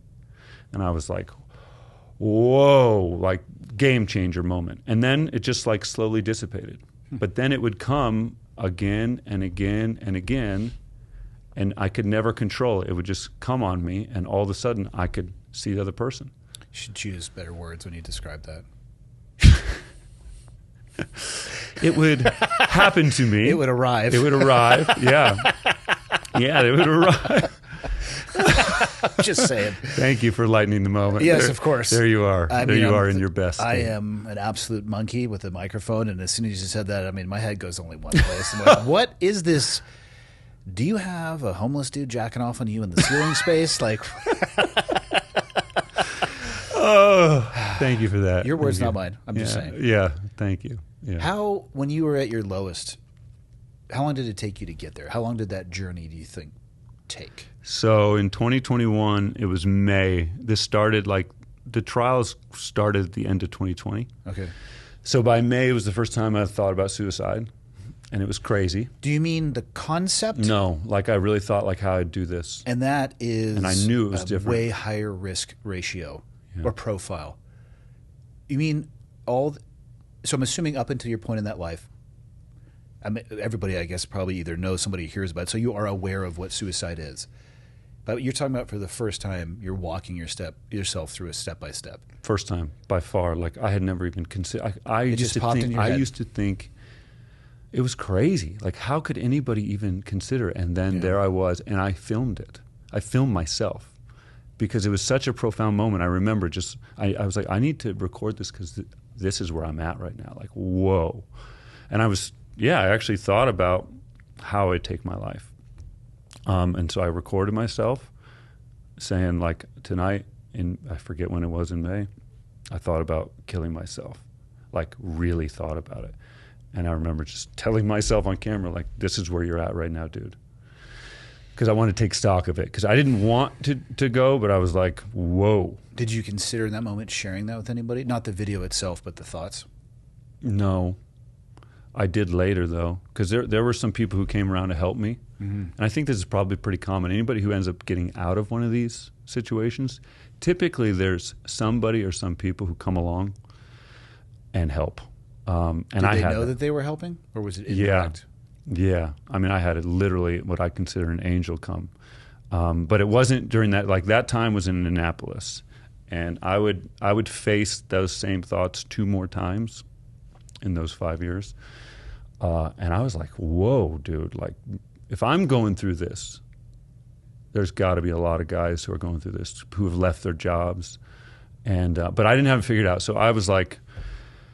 I mean, I was helping really nobody at the time, but there was one thing that happened to me that really helped, besides a spiritual mentor. That moment where I could see, that helped, And a guy from China, who I still help, who I talk to every week, reached out to me for my help in business. So at this time, like, dude, I feel like a piece of shit. I can do nothing right. Like, I'm not a good husband. I'm a terrible father. I have no job. Like, sounds like me on a Thursday. You're describing my average Thursday. oh my God, I love you. Welcome to the club. Yeah. We meet on Friday Yeah, mornings. I can't wait to be there. Please. Yeah, so I'm a piece of shit to myself, is what I think. And this guy calls me, and he's like, he remembers me from China because I worked with him, his CrossFit gym. This is Max, and he wants me to help advise him. And I'm at the time, it's almost like one of those moments where, like, where am I right now? Yeah. Did I even live that life? Yeah. And do I have anything to offer? Like, what are you even doing wasting your time talking to me? And then you realize you're the one saying those things to yourself. Nobody else is using those words. Yeah. I didn't pick that up that quickly. Yeah. So because at that point I ditched my whole identity. There was a point where I had to be willing to say, like, that whole life is done. If I'm going to make it through this, I've got to take everything I've learned, all that energy, all that focus I used to have, and invest it in family and faith. Like, or else I'm not going to make it. Because I could see there was no going back to work at that point. And Gail was like, hey, when are you going to work? I had, like, there was no way. I mean, I couldn't freaking do anything. It's hard to explain to people. And I've helped people since who have been in similar situations, and they say the same thing, like, I can't get a job. And I'm like, dude, just work at McDonald's, because they're like no money. And I understand, because you cannot get out of your head. It's like so dark. That is probably the most effective prison that there ever has been. Yeah. Oh, yeah. Prison of your own mind. Yeah. And you don't realize you're the warden with the key. Yep. Amen, brother. It's like in your hand. Like, I can't open this door. Nobody can. Like, oh, yeah. What are these things? Yeah. Well, and this is actually where that faith conversation, we'll come back to it, but where I realized I didn't know then, but I was looking for God to do all the work. And what I didn't realize is I had the key. Today's episode is brought to you by LMNT, which, if you look on these fancy little packets here, it says LMNT. Many people say LMNT, which you can say, or you could just say LMNT if you want to keep it smooth and easy. What do you have in this little packet? You have 1,000 milligrams of sodium, 200 milligrams of potassium, and 60 milligrams of magnesium. This is an electrolyte drink mix. If you want to feel better after exerting yourself, regardless of what it is that you're doing, I highly recommend these. These have been an absolute game changer for me. One thing I don't do often is head over to the website. So let's show the people who are watching this on video what we have. This right here, the lemonade salt, my goodness. This is the best flavor. Ooh, I take that back. They're doing a 12-ounce pineapple salt. I'm going to say the pineapple salt and the lemonade are battling it out for my favorites. Free sample pack if you order via the website, which I'll put the link down in the bottom and talk about it here in a second. There's a bunch of reasons why you would want to use the salt. This is a guy named Andrew Huberman. I don't know. Some people say he's kind of smart and know what he's talking about, but I guess the jury's still out. I mean, he's only a neuroscientist and a host of the Huberman Lab podcast. Free sample pack, like I mentioned. Let's get down here. Yes, here we are. Look at these products. The variety pack, this is the best way to test things out. This is their 16-ounce bubbly water. Very delicious. These are the packs again. This is going to be the chocolate one, great for hot chocolates. Same thing here. This is the chocolate caramel or caramel, depending on who you are. This is the unflavored mix. This is for people who hate their lives and don't like things that taste good. And cherry lime, grapefruit, that's a banger. That's the packet form of the grapefruit. Citrus. And it doesn't look like they have their 12-ounce ones up yet. But I tell you what, when you get the chance to get one of those bad boys, I think you should jump all over it. If you're ready to up your game, rest, recovery, electrolyte game, head over to drinklmnt.com/clearedhot, and you're going to get that free sample pack. drinklmnt.com/clearedhot. Back to the show. I held that freaking key. Why did you think up until that point that it was God that would do the work? Well, my belief at the time, and still, there's a paradox here, so bear with me, because the paradox, what I've found in my life so far is the only truth is in the paradox. To stand in that place between two opposing truths is the only place I think there's some absolute truth, because you have to accept both, and that is freaking hard. And in this case, I'm under the impression at that time God is sovereign, which means God is in control of everything. I've always heard it described as God gave And again, I'm not a religious person, so this is about to be just a completely murdered description of religion, every religion. That God might have created the table, but he gave humans the free will to make the decisions. Yeah. I had never really heard of the sovereignty where it's like a grand design. It was like, you have the choices and you can make them. And so it's kind of on you. It's a bit of a paradox because in this understanding, the word sovereignty means all powerful, basically, all in control. Yet we have free will. Yeah. But it's the paradox because you have free will within a predestined design because he knows the end from the beginning. And this is where we'll mess with your head because the belief is he knows the end from the beginning, and within that he's sovereign. You have free will, right? You still have choice, but it's kind of like already known what you're going to do. And there's comfort. There's comfort here. The comfort is I can believe it's going to be okay. And I still believe that. I believe coming into this podcast, this is meaningless. So I don't have to be nervous. Thanks, but buddy. at the same time, it's the most meaningful thing I'll ever do. No, it's definitely not true. I can give you with 100% certainty that last one is false. Yeah. Well. So in that place for me, I didn't know I had made my own prison, and a bit of it I did. But when you're feeling like such a piece of shit, it's hard to get out of it. So this guy from China calls and says, "Can I help him?" And I accept it. And this was a huge lifeline. So I start coaching him, even though I don't think I'm ready to. But all of a sudden, all of this knowledge comes back I guess this guy did run Asia and do a whole bunch of stuff. I guess he knows something because it's being really well received. And he only had 2 weeks left in his business runway. Of capital? Yeah. Dude. Yeah, it was. You want to talk about probably not resting well at night. Yeah. Sleep score might be a little low. Yeah. So right before that call, I experienced peace for the first time in my life. It was a crazy, I was on my hands and knees before the call. I was shaking. I had been out of the game at that point for so long. I just didn't think I had anything to offer. I was nervous to have a one-on-one call with a guy who, I was the big boss in Reebok in Asia, and he owned this gym chain in China. And we worked together, but for me to be nervous was so weird. But I was. And so I was on my hands and knees. And I was, for the first time in prayer, I was seeking God's presence, which is really just I wasn't asking for anything besides just please be here because I'm so uncomfortable. And there was this moment where everything stopped and my body relaxed. And I'm sure you know this feeling of full relaxation. No. And, dude, you got a white knuckle life, dude. It is unbelievable. I mean, in the way I felt it most was right here in my core, right on my sacral. And it was total relaxation. And it just hit me. And I was whoa. And then the word kind of passed through my mind of peace. And I knew, you just have this knowing in these moments, I'm experiencing peace. This is what peace feels like. And I stood up for the call. And the way I can best describe it is I didn't exist in that moment. It was just him. The only person that was there. Even right now, I'm still here. Every once in a while, I feel myself and I see you. But in that moment, I could only see him. And I had this incredible call with him. And he only had 2 weeks, and I was so calm. And I basically went through the exercise with him, do you know peace? I was starting, it just came out of me. And I started, little does he know, I just experienced it. But I saw this guy, who nobody has to know that, except for them. So I saw this guy who had never relaxed, and then I asked him to tell me his life story. This guy's hey, dude, I need business help. Yeah, right? He's I have 2 weeks, and tell me your life story. And he's and I start to see patterns of behavior of similar situations that have gotten him into the same thing because he had done now multiple businesses.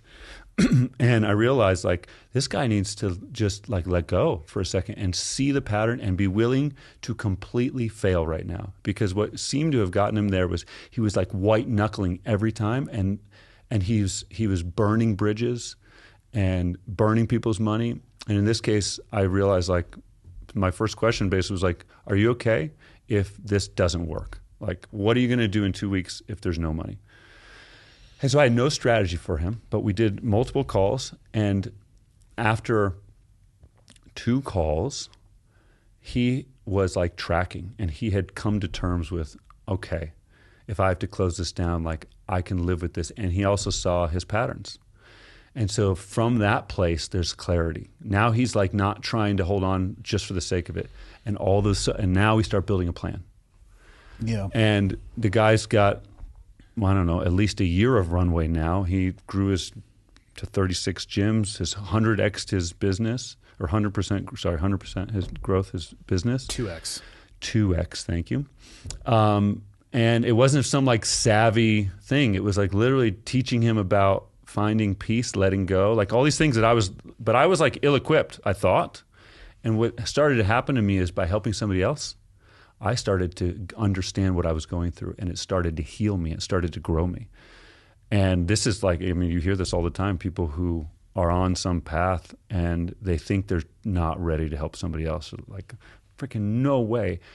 And if they're willing to try, somebody will come in. If they're open to it, somebody will come in, and it's the best way to grow. And so I started having calls with him, but it was still ugly. We moved to Virginia, and it got a little better. Like I started growing because I started helping more people. Like 3 more CEOs came to me. People just started coming to me. It was very odd, honestly. Like I still don't know how some of them found me, but I would just get like a note from somebody like, hey, can you help? And I was doing it for free because I was like, my schedule, I was mainly raising the kids at that point because Gail was like really struggling. Sometimes she would leave for like 3 to 5 months of just, she was suffering. And so I just was focused on the kids. I couldn't charge somebody anything because I never knew when I'd be available. And so I started helping these guys. And then my brother-in-law, so my younger brother-in-law, who had such a rough run, multiple like dark spells of his life, suicide attempts, alcoholism, like very, very rough. He showed up. I'll never forget it, dude. He said, can I come visit? He lived an hour and 45 minutes away. He showed up at the house. Said, I just want to come and see if I can, say hi and see you guys. I had been helping him throughout a lot of his life. I'd given him a car. I'd given him computers, maybe even money at one time because he was struggling so much. And he showed up and he said, how are you doing? And I looked at him and I said, I'm not okay. And he looked me in the eye and he said, I will be here as many times as you need me, as long as you need me. You're not alone. And I was like, what? And he did for years. He was not working at the time. He had been healing. So I was his max. And he started helping me. And he was still healing. But this guy was full of freaking wisdom. And it was the most humbling experience of my life. He was teaching me about parenting. He has no children. But I recognized the wisdom. It was like odd. I would be calling him sometimes for advice on how to parent, dude. And he was showing me like how to build systems in my house for my kids because I was so pissed at my kids for like making messes in their room. And he's like, why don't you put trash cans in their room and make a policy where they have to bring their trash down once a week? And I was like, that's smart. Like he started teaching me what I knew how to do in business, but I didn't know how to do in a house. And I remember there were many times where I was so freaking frustrated because I felt so humiliated. There's this guy who hasn't done what I've done in the world, who was so dark and broken, and he's calling me out on my shit. He's helping me in every way, but he's also like calling me out. And I know I've got to take it on the chin because this is my angel. And it was freaking humiliating at first. And then I started letting go of my ego and realized like, this is the greatest gift ever. I literally have somebody who comes to my house like twice a week, helps me with my kids, helps me with chores, goes to the grocery store every week for me, like and like loving on me, hugging me, like looking me in the eye saying, I love you, man. I was like, what? And he's not a believer. So this is one of my first times where I was like, what is happening? He didn't believe in Christianity. He grew up in it, but then he was like, no, because he had a lot of experience. He also had his own near-death experience, and he didn't see anything. Nothing happened. And he's like, basically and I was always like trying to talk to him about God and Jesus. And he'd just be like, graceful with me, Chad, you can believe what you want to believe. I don't believe that crap. And while you guys are all talking about all this shit, I'm walking in what Jesus said for you guys to do. So when you start walking in it, suck on that one, buddy. yeah, dude. I was like, oh shit.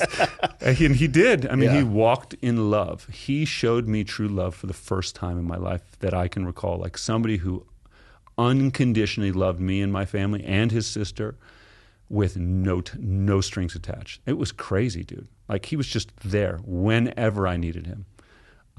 And like in the way that I've heard you talk about this, like he was a friend who's like, you're freaking out of your mind, dude. You've lost your shit. Like what you think happened there is just not true at all. Yeah, you have to have those people. Wow. If you're surrounded by an echo chamber, you're in a bad spot. Yeah. So he was that. And then I meet this guy. This is a big part of this recovery for me and growth. I meet this father. I'm coaching Noah's lacrosse team at the time. And we're at the end of your party, and there's this father there. His name's Scott. And he doesn't look so hot. He's kind of like shaky. He's got a drink in his hand. And I get the sense like, I need to talk to this guy. So I sit down to talk to him. And he starts telling me about all this pain, like he's going through a divorce. And then he starts talking about suicide.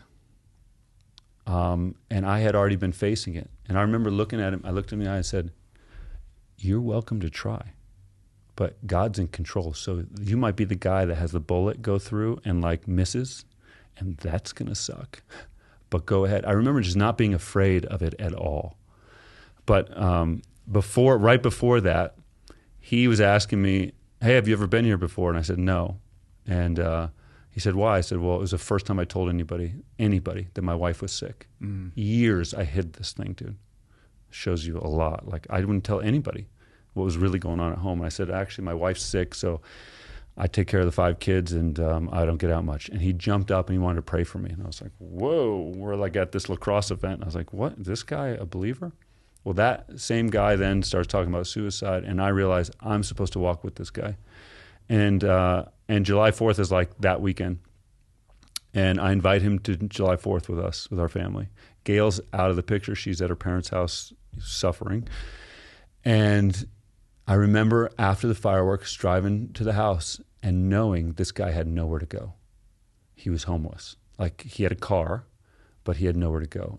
And I had this like urge to ask him. I said, so where are you going, man? He's like, oh, I'm just going. I got my car. And I'm like, I'm picking up all the signs. I said, no, where are you gonna sleep tonight, Scott? Where are you gonna take this car? Yeah. And he's like, making up. And I said, Scott, do you have anywhere to stay tonight? And then he looks at me, he's like, yeah, my car. And I said, give me a second. I stepped out of the car. Kids had already gone in the house. And I had that moment where like, shit, if I don't help this guy, I don't think anybody's gonna help him. And how the hell am I going to help this guy? Like I'm alone with 5 kids and I don't even know him. Like he cannot come in the house. And I had a little shed out back. So I went back and I said, you're sleeping in my shed tonight, dude. And he's like, no. He's this very prideful moment. Like, no. And I'm like, you're sleeping in my freaking shed. I'm going to get the blankets right now. You're not sleeping in your car. And he saw my seriousness, I guess. And he slept in my shed. And I said, you're staying in here until you figure your shit out. And I said, you just can't come in the house because I got 5 kids and I don't really know you. So if you're going to use the bathroom, you got to tell me in advance. We had this like system. Well, Aaron, my brother-in-law who's helping me, comes up the next day for his Sunday visit. I think it was a Sunday. And I got this guy in the shed.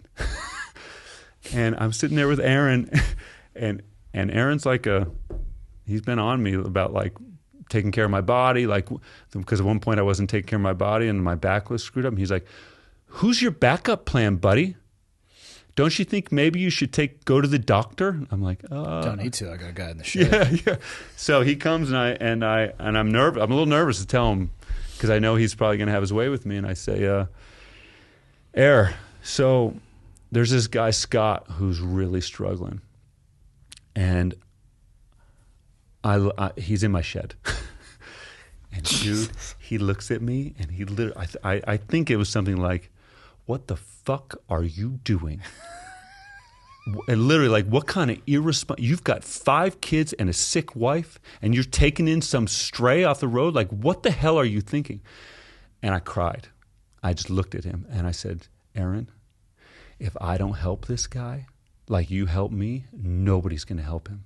And Scott was walking up from the shed, and Aaron looked at me, and he's like one of those guys who can see you. And he just looked at me and he said, I got this. Jumped off the bench, went and gave Scott a hug, and was like, hey, Scott, come with me. Took him out, bought him, like just started helping Scott right away. He's like, if you tell me somebody's important to you, then they're important to me. And he went out and bought him a razor, like Aaron's like this amazing problem solver, and started helping me take care of Scott. And Scott, who I've been walking with now for, like 2 years, I mean, he's 56, and I've watched this guy make a huge transformation. It's not over. It's like never over. Is he still in the shed? He's not in the shed. How long did he stay there? He didn't stay there very long. He ended up getting a job, and I've been basically working on rewiring his mind. The same thing is happening to me. And he posts on TikTok. He's got 3,000 followers on TikTok, and he posts these motivational things like every day. And it's incredible, dude, to see that and like see where he was and know that I had no idea what the hell I was doing. But the other thing I realized in that process was like, wow, it takes a lot to help somebody. This is one guy, and it took quite a bit from me, but it also gave me life that I walked with for years. And I realized how broken our system and our people are, because I see this guy on the street all the time. Guys like him, girls like him, and realize like money doesn't help these people.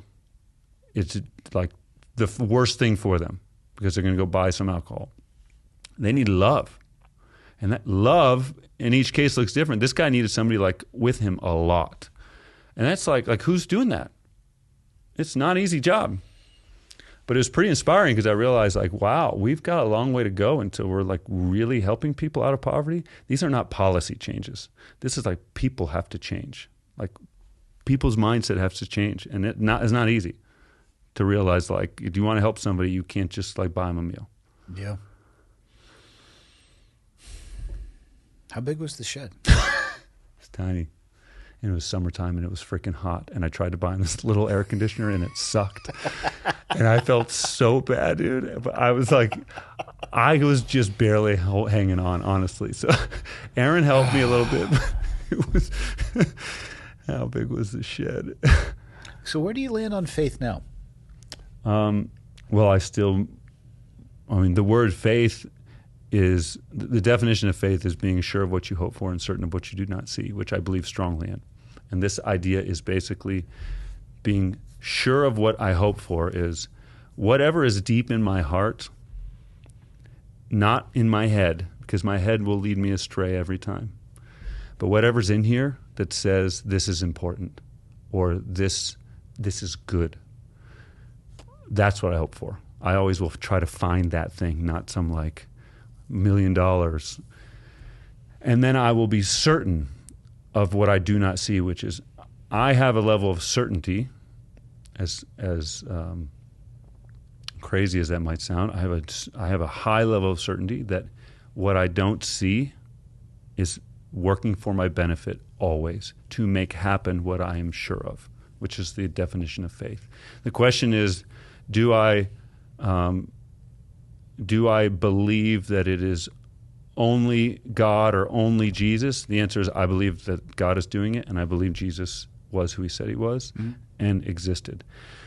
The paradox I'm having is, it seems to me from my digging that Jesus showed us the only way, which therefore means Jesus was the only way, but not in the way I used to think. Meaning, Jesus showed us the path to enlightenment, I believe, and the full path of death and even rebirth.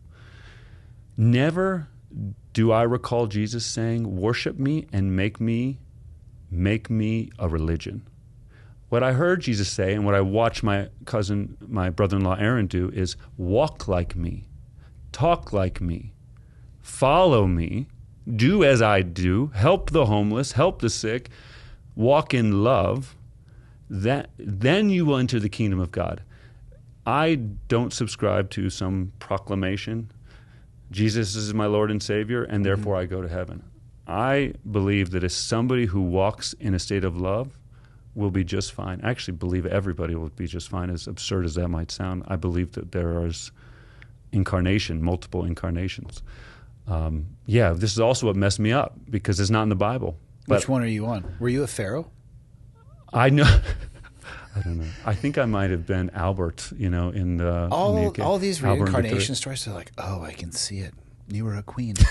Yes, they're awesome royalty. You were a prince in a far-off land, and you had many sleighs that you rode in. Like, who was the dude who was the fucking shoe cobbler? Like, you know? Oh, you know what your job was? Before sanitation, you carried buckets of human fecal matter down to the river and you hucked it in. I'm not hearing a lot of those stories. No, there definitely exist. They definitely exist. I mean, that person existed. I'm not hearing anybody connecting with that reincarnation. No, it's always, you skip that one and like, oh, I was a god amongst gods on Saturn's fifth ring. Like, what? I had weird things start to happen to me when I had this like mystical experience, is the best way I can explain it, where I was taken somewhere, and we have all these words we use, and some of them I hate. I don't hate the strong word. Some of them I dislike because they can so easily turn people off, because we say all this spiritual stuff. My belief is like there's another reality just like this somewhere else, and I don't know where that place like right is. Now? Always. Have you ever had an MRI? Yes. On your head? I'm doing great. Okay. It's perfect up there. Like brain imaging? Lots of it. All right. There's no like. Actually, I have had brain imaging. Right. I'm good. There's no gray spots or anything. I'm just checking it. Maybe a few. I did some drugs when I was just checking all the boxes here. So you believe there's a parallel, like we're doing this somewhere else, or two other people are having a podcast right now, but on I don't Xenu? I don't know. I don't know about that, but I know that I know I went somewhere that was more real than here. When you're there and you know, it's just this weird thing. And if you go research near-death experiences, I don't know how much you've done in that, but I went deep down that rabbit hole. Zero. Deep down that rabbit hole, because I had something similar to that, even though I didn't die. It wasn't like a catastrophic thing. I went somewhere and I was like downloaded a whole bunch of stuff, and it was so intense. I was wide awake when it happened, and I was in another place. Whole bunch of things were shown to me and happened, and then all of a sudden I'm back in my body, and I'm like frantically getting my phone to write down everything that just happened. And it's like, I don't know what you do with that besides like either go crazy, which a lot of people do because they don't talk about it, or like realize that shit just happened. Like, yeah, but just because you experienced it doesn't mean that it's real. I thought that's what it could was. Experience in your, I mean, in what? Do you daydream? This was not a daydream. I know, but I'm saying though. Yeah, absolutely. I daydream. I talk to myself. I have vivid dreams. It doesn't mean that I experience them. I experienced the vividness. Here's a good example. Mike Glover, good friend of mine, was going in for a surgery. Got pushed a little bit too much ketamine. Spit him through the K-hole. He said he was born, lived an entire life, and died of old age. Came out of the K-hole, and 15 minutes had passed. He said he still thinks about it today. I believe him. And ponders it because it was as if it happened. We're talking like an 80-year lifespan that occurred in 15 minutes. Yeah, there you go. And this happens to a lot of people. But is that real, or is that the interaction of chemicals with your brain, a distortion of time? And I don't have an answer to this. Well, if you go down the rabbit hole, like I did. Ask you, what did you find at the rabbit hole of the near-death experiences? It's amazing. There's such an array of experiences, but the consistency is in what everybody experiences, and the same as I experience.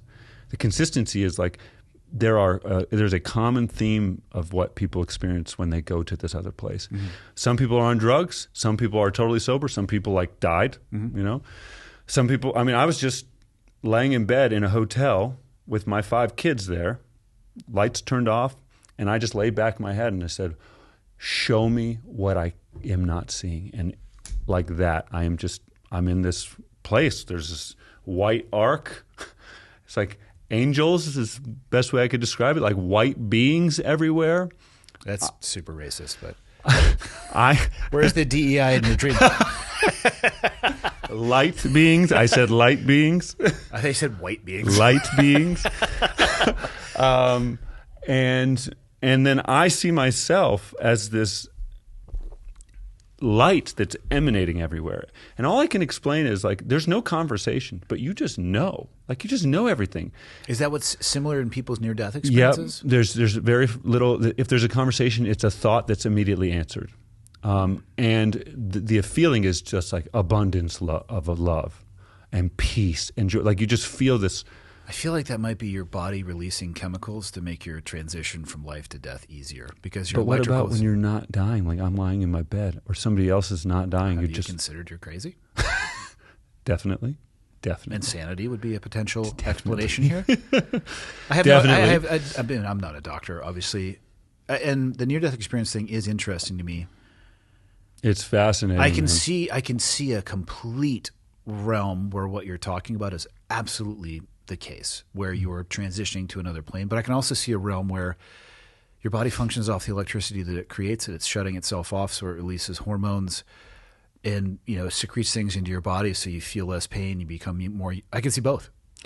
I think this is like another one of these paradoxes. Of like, I know. Like, I used to say this isn't real. Yeah.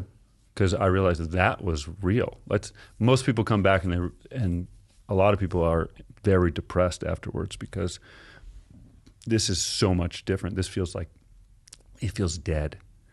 There's like this weird hum here, up there. When you're wherever that is. That sucks. Why is it so shitty here? I think it's by design, because I think all right, what I was shown when I went there, like this download that made it really hard for me in my faith, because I just saw a whole bunch of stuff. White people. All these white people. And I'm like, I thought it was all black people. What the hell? I thought Jesus was black, man. I was like imprinted on. One is that I was this spirit, this light being that got split up into two, and have been tumbling through lifetimes looking for my match, which I had found, which I was shown that I had found that person. Matches in another human. Another human, yeah. So part of the end of the story that I haven't been telling about is I'm going through a divorce, which is difficult, but it has been a mutual decision. Mm-hmm. In fact, Gail asked for it, and I totally understand, because she's like, I don't think I'm ever going to be well if I stay in this relationship like this. Like, something's got to change, and I don't think you're ever going to be free. God, that's a hard place to come to. Yeah, and I give her a lot of credit, because I couldn't see it, and I actually resisted the crap out of it, and I had like a panic attack when it first happened, because I was like, I didn't see it coming, and she's got good vision. That girl's got amazing intuition, and my whole life with her, she's like called things that happened over and over, and I remember looking in her eyes, and I realized like she's no bullshit. Like, she means this. And that's what was so hard for me. It's like, whoa, this is not just like one of those kind of arguments. Like, she's clear. Yeah, this isn't like an emotionally driven comment that can be brushed off later. Yeah. And what I didn't expect to happen, I didn't expect to meet somebody quickly, and I did, and that was actually really messed up, because as you were tumbling through space and time. Yeah. So that made it more complicated than it needed to be, and that's that. If there's any difficulty in it, it's like that element to it is hard, and I actually feel terrible about it in a way, because I can understand how shitty it would be on the other side. But you're not doing it with the intent to hurt her. No, and it was after the decision, but very shortly after. And like, I don't know you don't control these things. Like, had I not had that mystical experience, I wouldn't be saying this. I had that experience very shortly after I met this person, and I was shown, you're the same, and you guys split. And I was shown that I've been in many lifetimes, which I had already known previously, but I didn't accept it, because it seemed like that's not in the Bible. I got to squash this. I've had weird visions of being burned, like terrible, and I just always pushed them away. And this started to make more sense. I was shown there was many lifetimes made more sense to that? Yeah. Hey, buddy, I have dreams about being an astronaut. It doesn't mean I've been to space. The difference is there's a clear difference. So the only way I can explain it is like, it's so obvious. There's just no question. It's not a dream. Like, you I know have what questions. a dream? Yeah, you should have a lot of questions.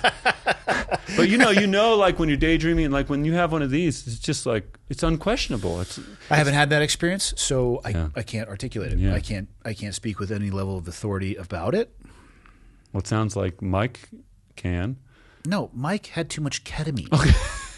But for him, it was very real. Yeah, but that doesn't mean that it was based in reality. Sure. I would urge you, go down the rabbit hole. Go check. There's two things I would urge anybody to do before they judge this. First off, I'm not judging. I'm just or before they fascinated. decide. Before they decide. Yeah. Because we also, one of the things that happens is like afterlife review, which was shown to me earlier when I had one of these other experiences where it just happened to me, and I was in this state, and I was shown that what we see when we go to the other side is we see the impact we had that we didn't know we had. So it's like the person at the coffee shop where you bumped into it, did something kind for, and it like ripple effect. Mm-hmm. We get shown that. And we also see all the moments we missed and we caused pain to others that we were not aware of. And I was shown a whole bunch of them, and it hurt like hell. I was literally in my hallway, sober. All of a sudden this happened, and I'm being shown all these things. And I was shown, like for my kids, I was showing my daughter Audrey and I was sitting on her bed. It had happened the day before, and she was trying to show me her art. And I was distracted. And because I was normally under the mindset, like, the big moments matter. Be at the game, be at the wedding.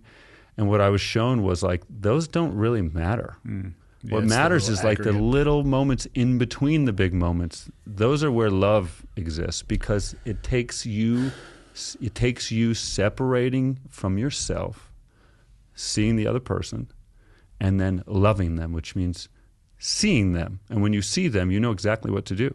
You know how to love. You know what's tough about that, though? Kids' artwork sucks. Any parent out here knows what I'm saying. Oh, it's amazing. It's not. Yeah.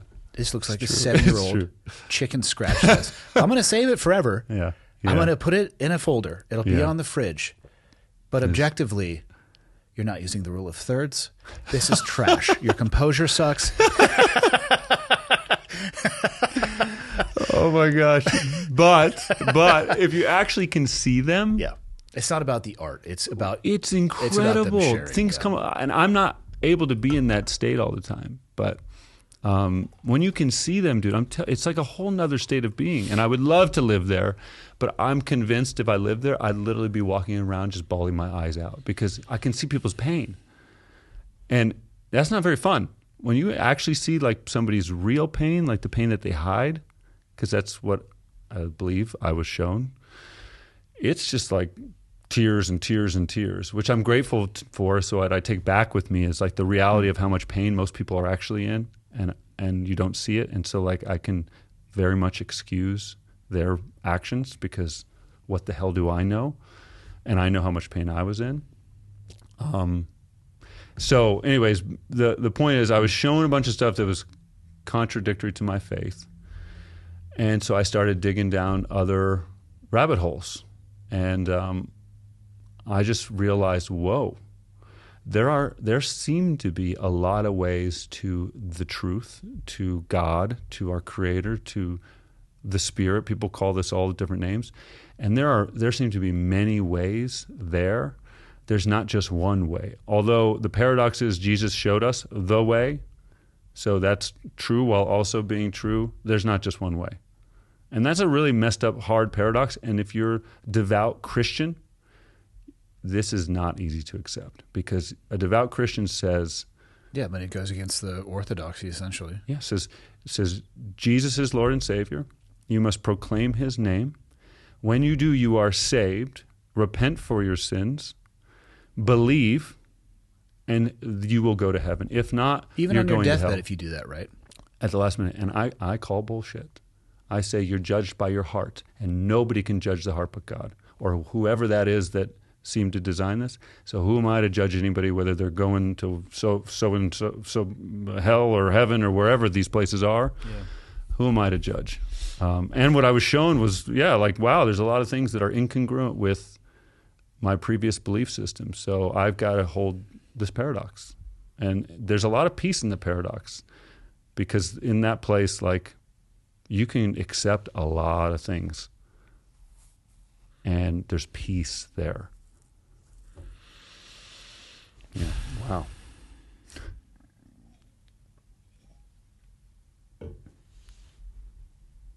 I mean, I get it. I get why it's enticing. So, I mean, it's a lot to think about. Oh, there's so much. I just want to hear about your previous lives.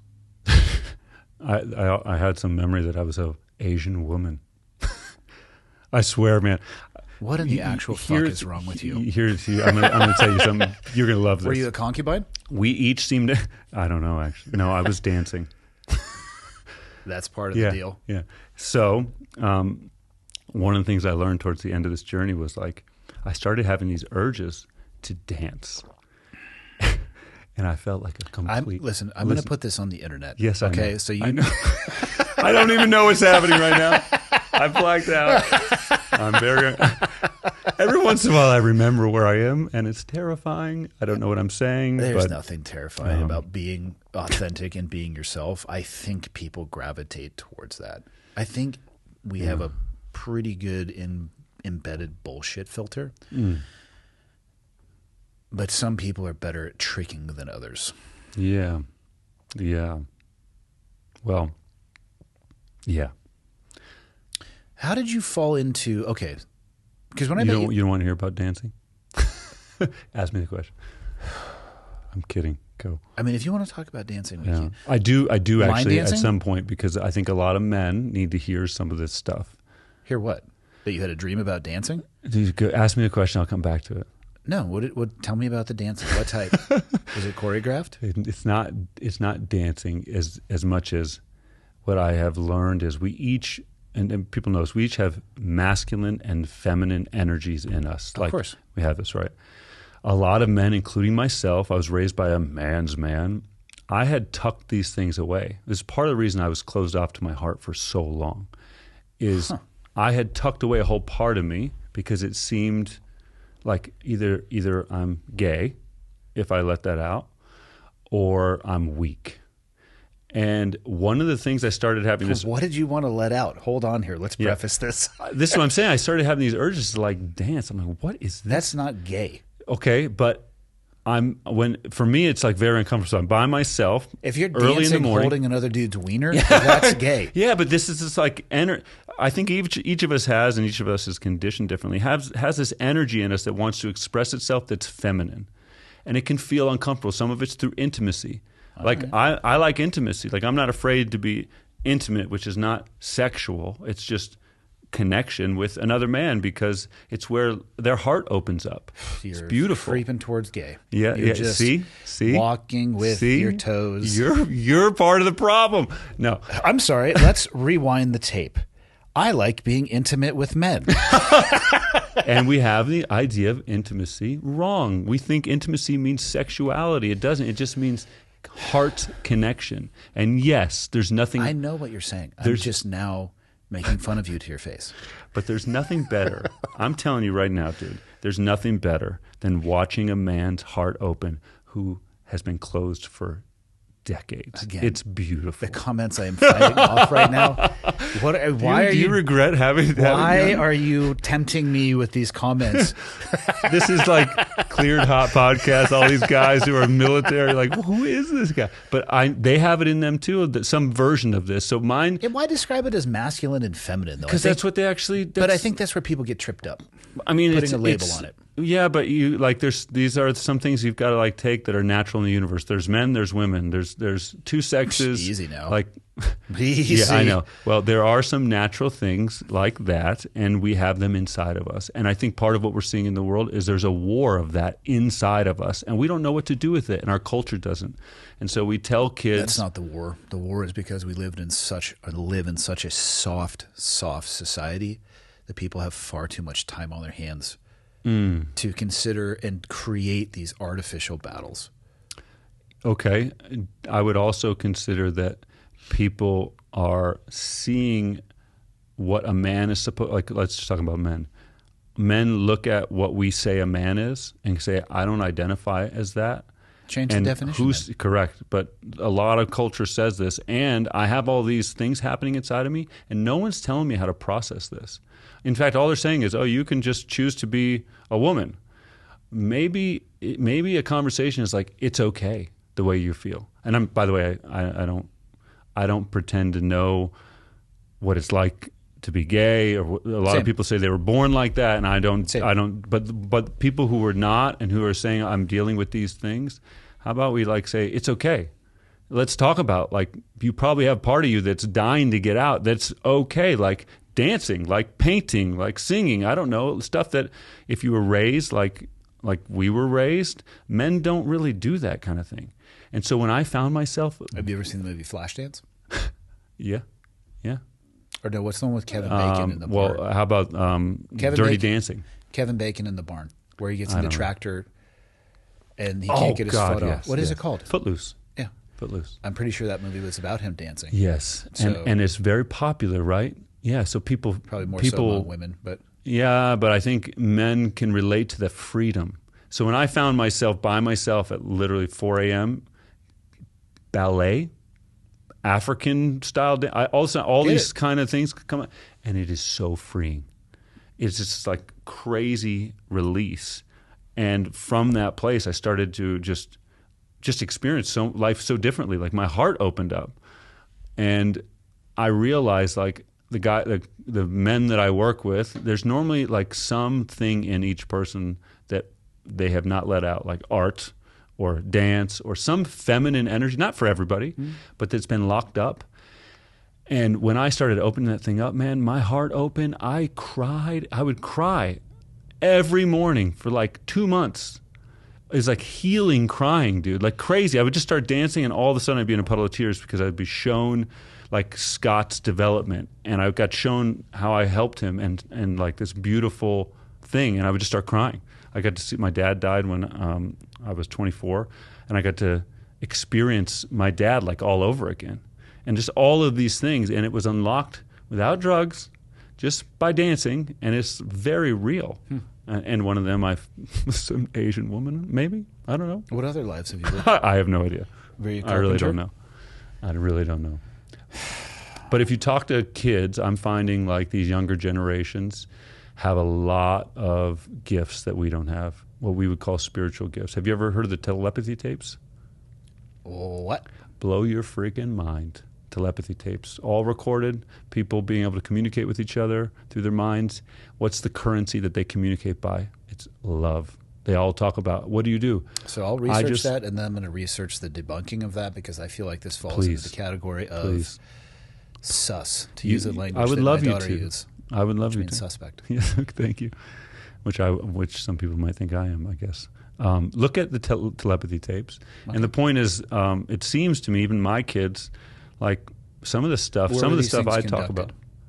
These tapes, where were they recorded? They continue to be recorded regularly.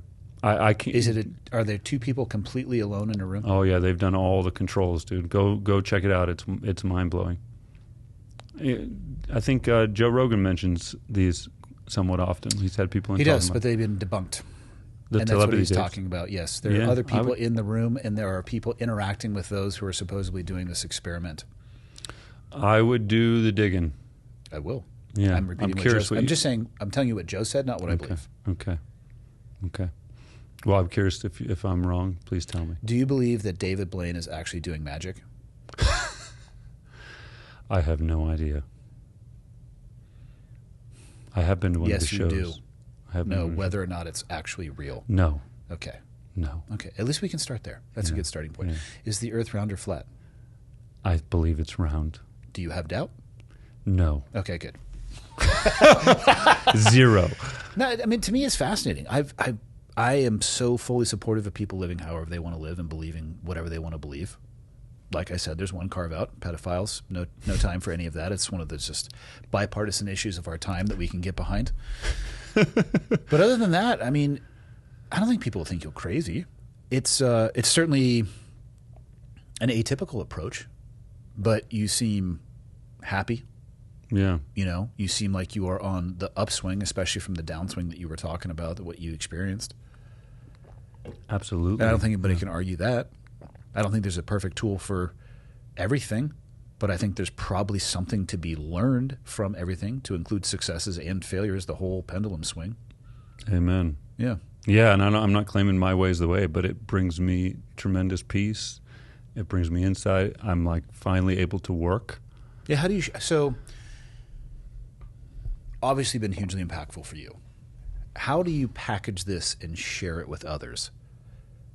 Well, I've been thinking a lot about that. That's why I started sharing online, because I realized first thing I need to do is share my story of suffering. And let me ask you this. What was the response you thought you were going to get? And what was the response you got? That is a great question. I was so terrified, dude. What did you think was going to... You thought you were going to get judged, didn't you? I thought for sure, which I think in a way it has happened, like my... Well, I guess judgment is going to happen either way. Negatively, I guess. Yeah, well, I think like my reputation... So people knew me as one way. A lot of people. Some people really knew that I was in this dark place. They knew that I was not that guy. But there were very few. So I was thinking, like, man, if I share this, like, no opportunities are coming my way. Like maybe people who are suffering and need help, that's good. But like that whole world I used to live in, they're going to be like, what happened to Chad? Yeah, was he like this when we knew him? Yeah, and then now I'm talking about all this other stuff, and I'm happy I did, but it's uncomfortable. But what was the response you got? I got a lot of people saying, thank you so much, because I was there. I thought about taking my life. I didn't know who I was. I had a lack of identity. I still get to this day people messaging me saying, I can't believe you went through this. You always look like somebody who had it all together. It's so comforting to know that Chad didn't have it all together. It makes That's why I reached out to you. Yeah. And then this proved me wrong, because this is an opportunity.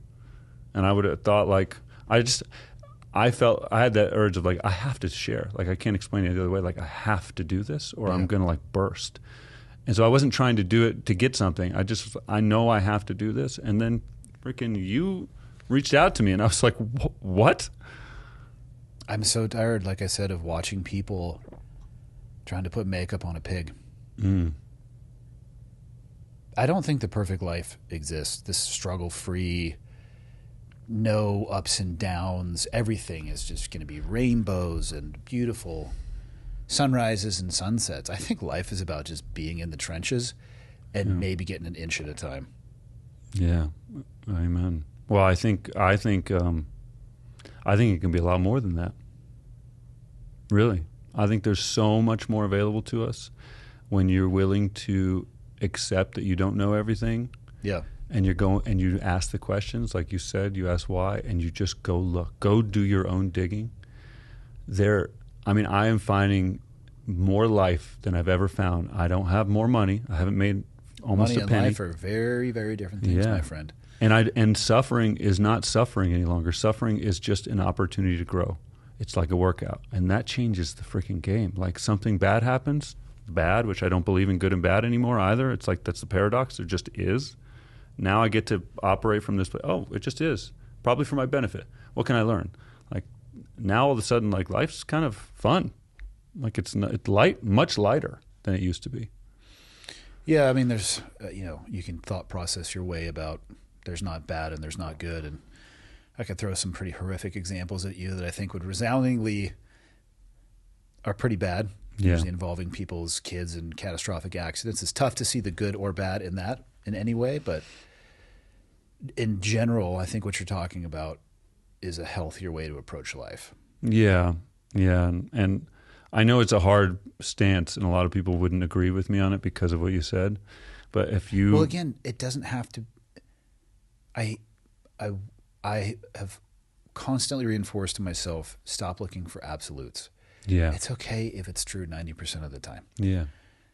Because the only thing so far that I have found to be absolutely true is that gravity works every time. I mean... So far. Yeah. But I'm sure at some point, I believe science shows that we will eventually implode into ourselves. We will be long. You'll be on your Well, you'll be around because you're on a different. I'll be in some other life in some other world. You'll be. Yes, you'll be the new Elon Musk. Yeah. You'll be Chad. Teleportation. You'll be Chad Musk. But you can say, well, the sun comes up and goes down every day. I'm like, yeah, but I think the sun's supposed to implode at some point too. So those things eventually might go away. But other than that. But what if there are two realities, and what if there are even more? Then, yeah, but I'm not living in those. I can only do the best I can in this one. Yeah. But the interesting thing is there seems to be a way to experience both in this one. To, like I've said, I've had these experiences, and even in the moment, I can detach from this and draw from that in a way that that's all I can explain, and I can get an understanding of something or somebody or what to do, and it's really peaceful to it's the paradox. I'm not saying this doesn't exist. I'm just saying it seems like there's two worlds that are coexisting and that we actually have access to them. Quantum physics is showing this. Quantum physics is showing there's this whole other unseen realm that no one can explain that is having an impact on the seen realm. That's what quantum physics ultimately says, which is why it's messing everybody up. Listen, you're talking to a person that had a 1.8 GPA in high school, and that's better than me. That is the only education that I have. So, but I am nobody to be having this existential conversation about quantum physics. I know we're trying to come to an end, but what if? No, we're not. I'm just trying to let you know that quantum physics is a little bit over my skis. Yeah, me too. But what if what I'm reading, what I'm seeing is true and seems to be across the board of scientists, that there's this thing called quantum physics. We make quantum computers now, which I understand better how they work. And they seem to point to these fields of invisible existence that are impacting ultimately material objects, like they materialize somehow. That's something to consider. Yeah, but it's also something to consider that 2 generations ago, they didn't understand a light bulb. Yeah. There's so much more for us to understand. That's what I'm saying. Maybe we're just not at a place evolution-wise we are capable of understanding it. I would agree with that. I would agree. The Wright brothers, have you looked at how long ago the Wright brothers took their little test flight? No. It ain't that long ago. Yeah. And we're cruising around in tins, and you know what I mean? Yeah. Do you think the Wright brothers ever thought there'd be a 757 or same-day Amazon delivery from drones? Right. No. They would have told you that's in an alternate reality or universe. So I'm not saying what you're saying isn't true. Yeah. I'm also not saying that it is. I'm going to be just... You're in the paradox. Sure. Kind of, but you're not accepting both as... But I'm not paradoxical. How does that fit? Well, paradox would mean you would have to accept that both could be true. Can you accept that? I accept that... You could accept the possibility that both are true. The bus that I rode to school was short and had flavor windows. Okay? Here's what I accept. So to me, I do this drill with people. This table represents all of potential knowledge. If I were to give you a pen and have you create a circle of how much you think you know, what would you draw? Because I know people who'd be a little speck over here, dude. I know people who would say, half. No way. I would be looking for the most microscopic... Do you really know somebody who would say that? Oh, yeah. Have you actually had somebody in here say that? No, but I know that they exist because people are crazy. Yeah, that's insane. I would be looking for a pen that was only visible through the Hubble telescope, holding it up right next to it, to be like... Yeah. And even that would be too much. Yeah, but that's wisdom. But what I'm saying is that puts me in a place where I want to believe that anything is possible. Yeah. I am not dogmatic about much. Yeah, it's beautiful. You're a rare breed, honestly. Most people are picking a side. I used to choose. I don't think either side. Not just side, but choose it. There's this. But I can tell you my core beliefs. Yeah, but there's this belief that has also been debunked for me that you have to believe something. No, I reserve the right to have no opinion on whatever I want to. Yeah, but that frustrates people. Who said that? You have. I remember having this conversation with somebody early on. And they're like, "What do you believe?" And this was a big moment because at the time I didn't really believe anything. I mean, I do believe a lot of things, but I'm not. Yeah.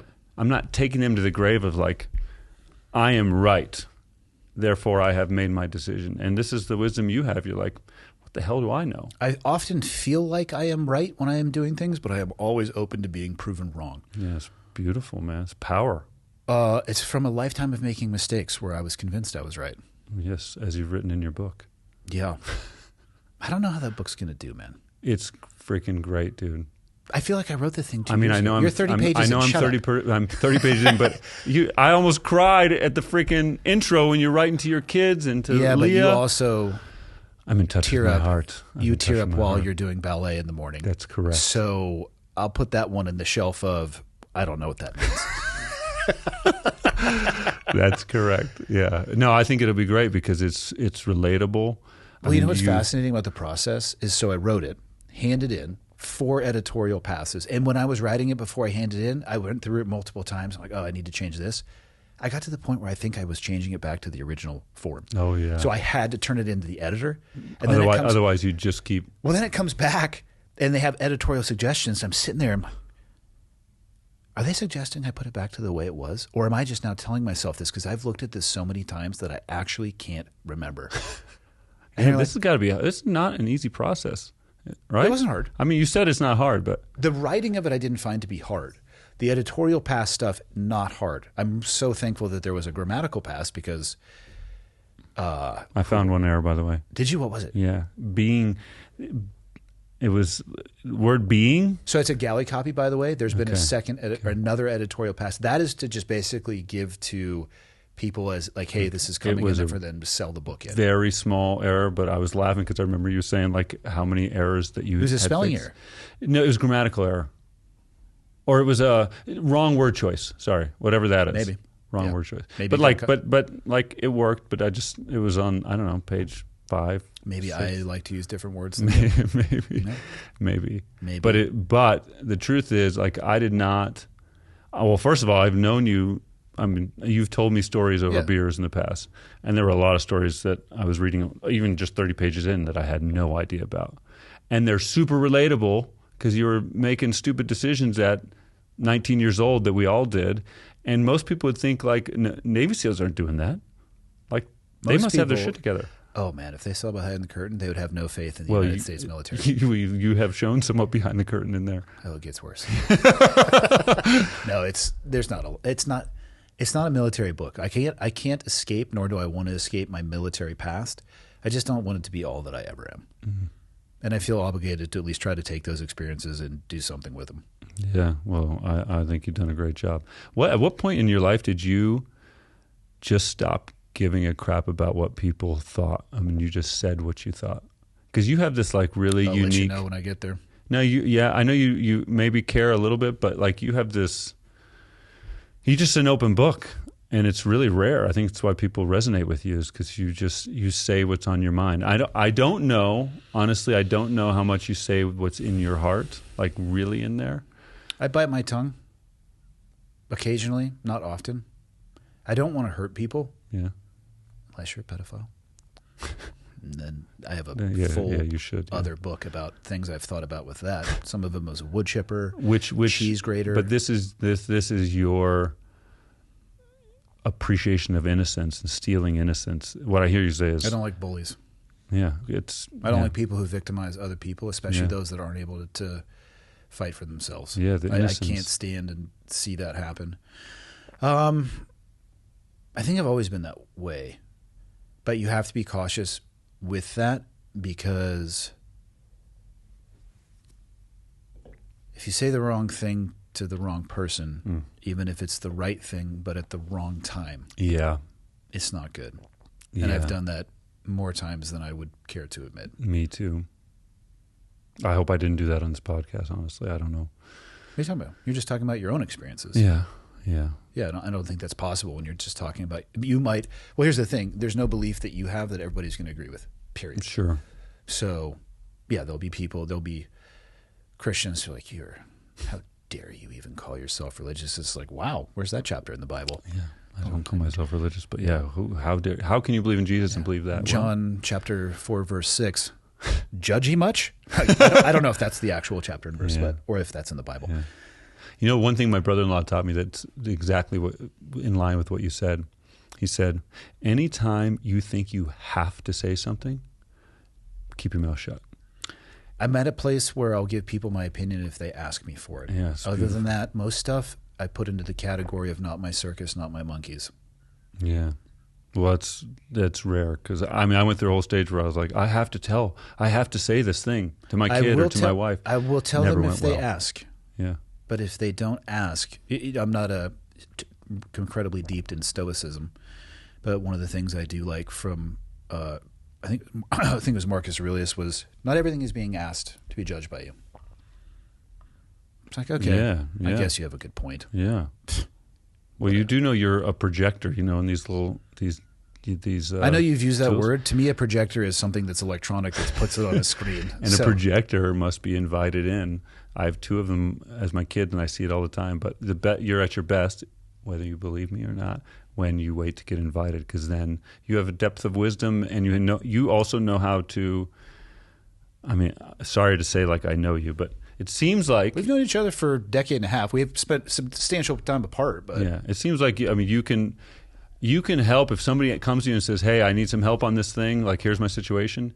My guess is it's pretty easy for you to be like, help them find what they're up against and give them. Not that you're making decisions for them. It's narrowly tranched inside of my experience. Yeah. If it's outside of that, I could maybe give some general advice. Yeah, which I bet you do a lot of that. If asked.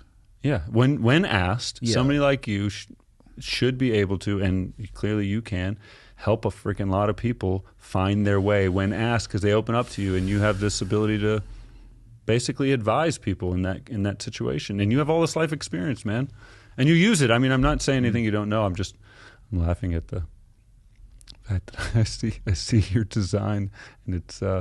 You think you see my design? I think I do. There's some gypsy powers in your perceptive ability. Yeah. Yeah. Turning the dial doesn't mean that it's correct. Good science follows the evidence, not works it towards a presupposition. But actually what you're talking about isn't science, so that argument is less valid. Yes, it is. Yeah. Dude, a lot of the times, what I've come to realize as I get older, it's like, who gives a shit what I think? Yeah. Nobody. They care more when you care less. In that way, not like you say whatever you want. You care. You don't want to hurt people, but like you recognize it's the wisdom. It's realizing the more I know, the less I know. Like, and all of a sudden, you can help a lot of people. This is the beautiful paradox of that. Well, I've done enough damage in my life. I think the least I can do is probably help some people out. Yeah. Yeah. The old visions of the people you've heard along the way. I'm like, ooh, be a rough hallway to walk down. It's like, my bad. Shouldn't have done that. I cannot imagine being in your position in some of those situations. It's a good thing. And honestly, they're far less romantic than people make them out to be. Yeah. But I remember you telling me some of those stories overseas that was like, whoa, I have no idea what that would be like. Almost nobody does. Yeah. And that's a good thing. Where can people find your new business? Where they can pay you for your services, even though your tattooed motto across your back is pro bono, apparently. Of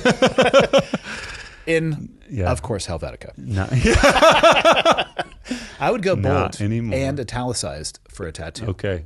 I don't know what we chose for a font. Yeah. The company's called ACTIV8. Take a look at Helvetica. I'll take a look at it. It's amazing, huh? On a PowerPoint slide, it's chef's kiss.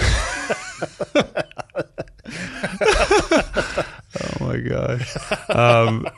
The company's called ACTIV8, and basically I work with executives and their teams to help them get aligned with themselves, with each other as a team and their company.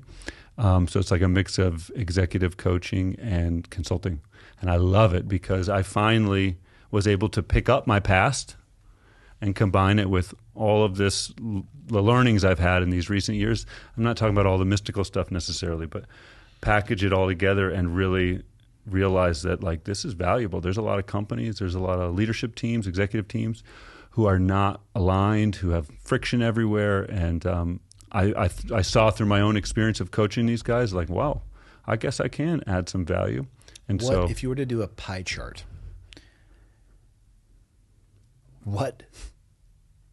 how big do you think the slice of pie would be, whether the executive teams are totally aligned and there is no friction? Oh my gosh. Because I think it might be a forkful. It is so. And that's it. I think about how many teams I've been on since I was 4 years old. I'm playing sports the whole time in all the companies. Yeah. And there have been 3 really impressive teams.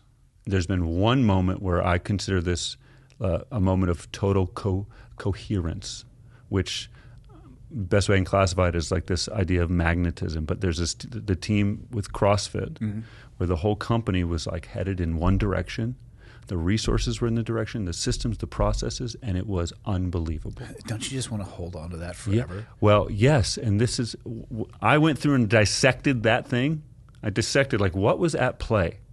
And then I started looking at other companies and other teams and realized like the same things are at play. And this is what I am doing now. I built like a system that mapped what was at play.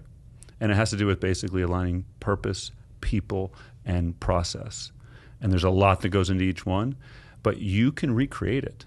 You can actually, like, it doesn't have to be such rarefied air because it happens on accident so often. Mm-hmm. But there are rare occasions where there's a leader who like knows what they're doing. I've met some of them. That's so freaking rare. Most of the time, they're like me. We don't really know exactly what we're doing. We're figuring it out. You're doing the best you can. Yeah. But then, like, you look back, and I've learned all this stuff and realize, whoa, I think I can actually help a lot of teams because, like, you can. It's like CrossFit. You can measure this. You can repeat it. You can observe it.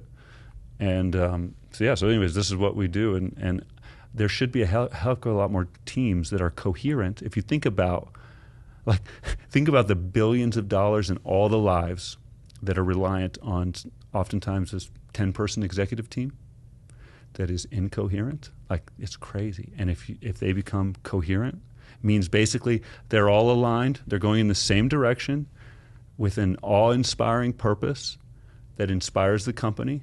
And there's a way to rally the troops and make sure like it's like an electric charge. All the charges get aligned in the same direction.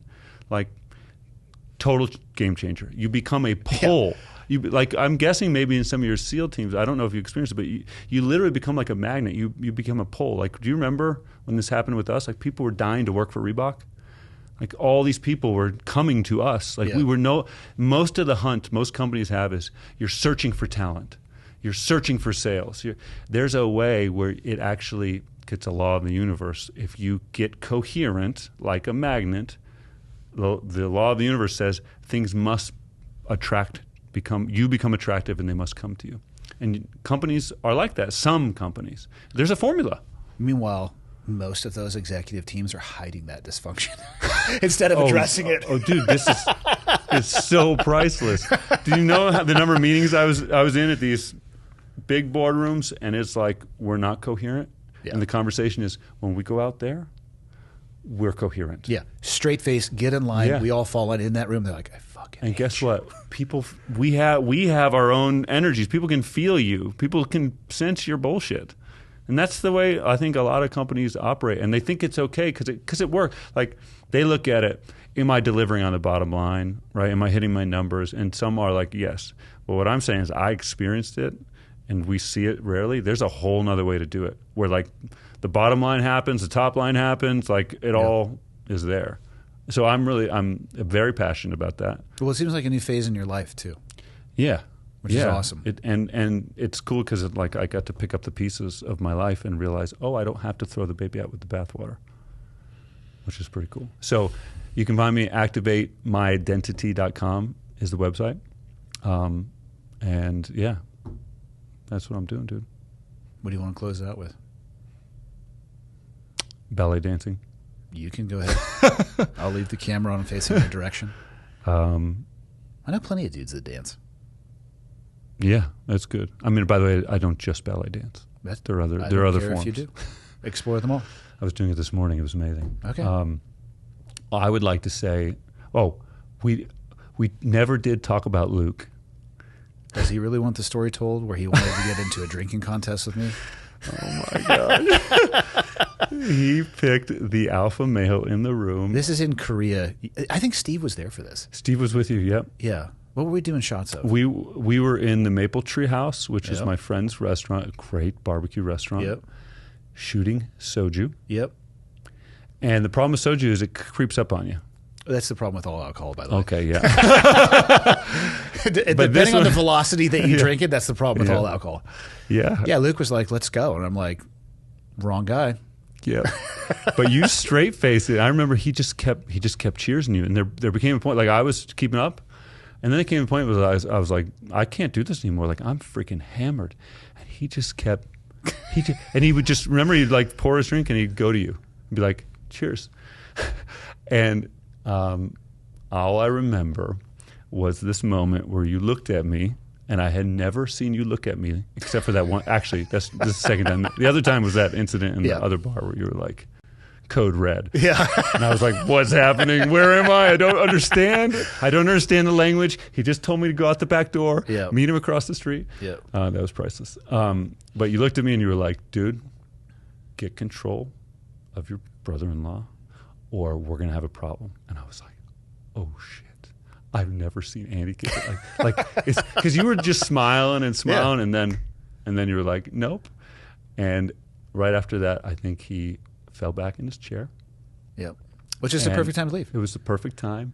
But he says to this day, he said, I'm so glad that happened because Andy showed me my place amongst men. And he said it changed my life. He said from that moment, like he basically is like, I stopped being an asshole, like trying to be the alpha. And he's an incredible, he does jiu-jitsu and he follows your stuff, he wears your rash guard, and he's an incredible guy, honestly. And that moment, like I never saw him act like that again, ever. But I was terrified, dude. I'm a pussycat, dude. Yeah, until you're not. That's the way it goes. Yeah. That's the way it goes. Nicest guy ever until you force me to a place where I have to not be nice. And then who knows what's going to happen. Then I hope you train. Oh, yeah, it's good. Cool. Well, all right, thank you, man. Until next time. All right. How long do you think we talked for? I have no idea, but I got it. Thank you, guys.